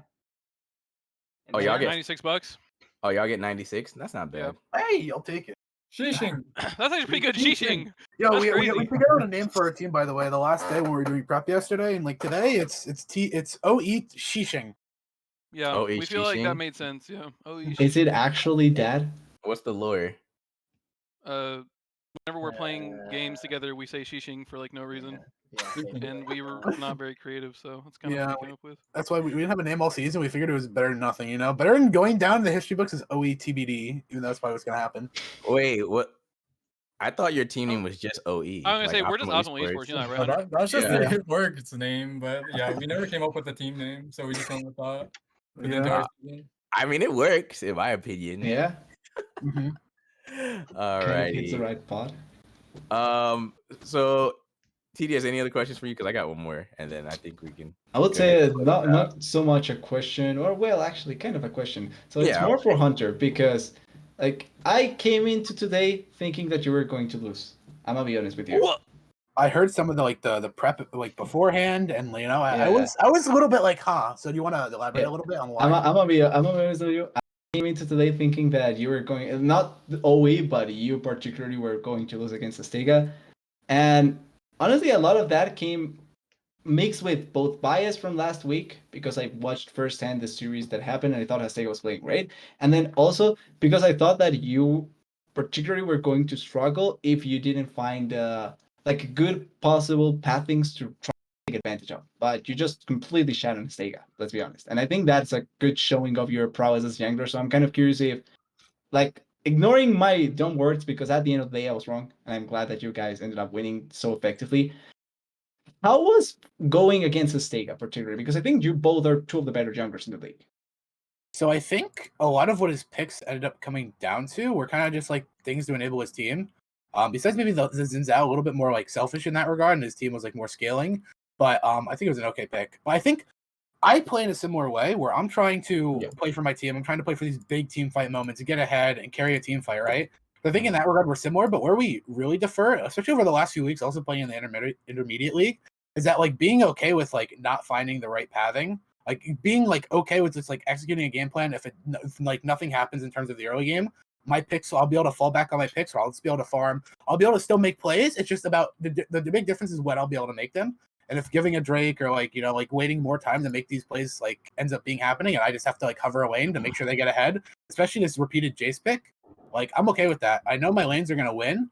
I know like Epi is gonna like gap this guy, and I'm just gonna be okay with that. When we take the right fight, I'll be there to like fuck him up. Yeah. I have a question actually. This is for the team, but I want to start with Vink more so. When Reign of Kings during like the late to or late mid game part of the match here started to find those flanks onto you quite particularly. Were you guys starting to, I mean, I saw you saying in the chats a little bit here that you're starting to sweat, but like how much were you sweating, and like how did you guys try and regain focus and mental? Because I mean, the Vigar and the Xin Zhao were like constantly on the Zaya here, and they were looking for you time and time and again. Yeah, it was definitely like hard. The way their team comp was like positioned, like it made it really hard to get into the fights. And we just eventually realized that all we have to do is play it slow. We use our Jace poke from the back, and we need to just make sure like we're able to front to back properly, and we don't chase them too far, because the Veigar, obviously, he was like completely blowing us up every time we tried to come near them, especially with the Milio and Ashe. Yeah, absolutely. Yeah, and we're like, so yeah, like were y'all like super nervous? Were y'all yelling at each other, or just like did you have to like reset a bit? Like, hey guys, let's chill the fuck out. It was definitely a little nerve-wracking, but eventually we managed to calm down and make sure we were focused. Yeah. After throwing so many times in kind of similar scenarios where we're getting like about even trades, maybe a little bit ahead, maybe a little behind, it's like you start to realize like, yeah, we know what to do. You know what? Speaking of throwing, when y'all lost that Baron buff. That was a fight, yeah. Epi, I want to hear from Epi. Epi, when y'all lost that Baron buff, what was going on, man? Wait, the 5-5 team fight where we got aced after we took Baron? That one. Yeah. I honestly, like, it was game 3, right? So I knew we were up 2-0. I knew we were the better team if we just played. So I knew like that game, like I think they were more nervous than we were, honestly. And like I don't know. I didn't think it was a big deal. I don't think the gold lead was swayed either. So I knew we were still in it. I've got 4 really good teammates, so I think it's whatever. Yeah, play obviously ended up being really a little bit intense. We got aced. I like he was saying, we were pretty okay. We're pretty calm. Well, I know it was a big throw. The Xin Zhao being away from the Elder at the end, like not being able to get in. I don't know why he was so far away. I didn't want to bring it up, but yeah. Well, yeah, like no, we can talk about it. During that moment, Orion was like, "Guys, Xin Zhao is like above us for some reason," and we all just turned around, killed the thing, and the game was over. We were like, "All right." That was how it ends. We were just sitting there like posturing for position, and then like Xin Zhao was like up above like near the blue buff, and I was like, wait a minute. This guy literally cannot enter. Like he can't run through Maokai ult. He can't run through Thresh-box. So like, and he just burned it before he actually got there. So, and then obviously once you have Elder, regardless if you're winning or losing, I mean you're just gonna destroy the team fight. So, especially a poke comp. Yeah, indeed. All right, so my last question for y'all is what's next? Obviously, is it APL or AML? What are we looking at? I mean, I think it's that MSI tourney that one Oh guy's not. Is yeah. that not Wait, what happening? is that? Yeah, can someone like let me know what's going on there? I don't know anything about that. I think that's Oni, right? I believe is his name. Yeah, I think it's just like a guy that's like doing it for like Yeah, he's that's kind of all. he's like doing his own little thing, but he's trying to get the winners of like APL, like BOL, like all together, Okay. kind of like some Yeah. small tourney, I guess, to see who's actually the best flat team. I guess I don't know. Like I mean, Oh no, that'd be pretty cool. Yeah, okay. So we're gonna see optimal esports there, like all 5 of y'all, right? Hopefully, if your schedules are good and whatnot, maybe. I mean, I'd say so. I mean, I'm down to play. Awesome. Yeah, I agree. And then I think this might be Vincent's last split, so you might have to kiss him goodbye. But First and last split. This man First played and for like last. half a split. Yeah. Maybe. Well, hopefully This he'll dude return. came in, played half a split, won like the hardest league, and then left. That's crazy. He's that good, I guess. Hey. True. And we all know Mr. 1388 is Vink. We know who that is now. Oh my god. Oh my goodness, we finally figured that out, bro. I think there was like 4 articles in a row where like they didn't know that, so we were clowning on Vincent every time. You're like, "Ha, who are you, bro?" That's funny. Alrighty though, but I believe we are gonna tune it down and let Ludi get some rest here, so our producer can focus on finals and everything. Me too. Thank you all for joining us tonight. Congratulations once again to Optimal Esports for winning our one and only Novice League. Did you guys know, by the way, like you won what was the original CCS championship, because in season 0 it started with 10 teams and was like plat, and now we're ending the plat league with 10 teams, 8, but Man, y'all it's won so it. sad, bro. I cannot believe CCS is. Dude, that's so weird. That CCS isn't coming back. Like, what? Yeah. So sad. Can we talk about It's- that, by the way? Like, I'm not gonna say sellout, but Hey, It's look, okay. we're gonna Aegis- there's gonna be a podcast later, all right? So It's okay. more will be It just revealed. takes everyone kindly. It's fine. You're all welcome. Yeah, but congrats on the win and congrats on being the last CCS plat winners.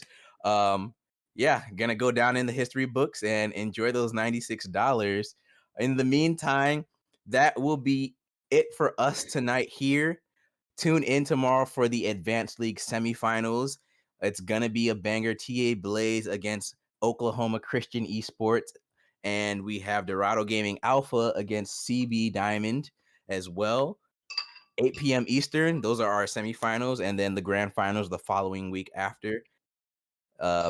Yeah, this is Redacted signing off. TDS, thank you for joining us tonight and being here. I appreciate the cast. Appreciate you. And congrats to Optimal Esports once more and Hunter Wolfsteel for finals MVP.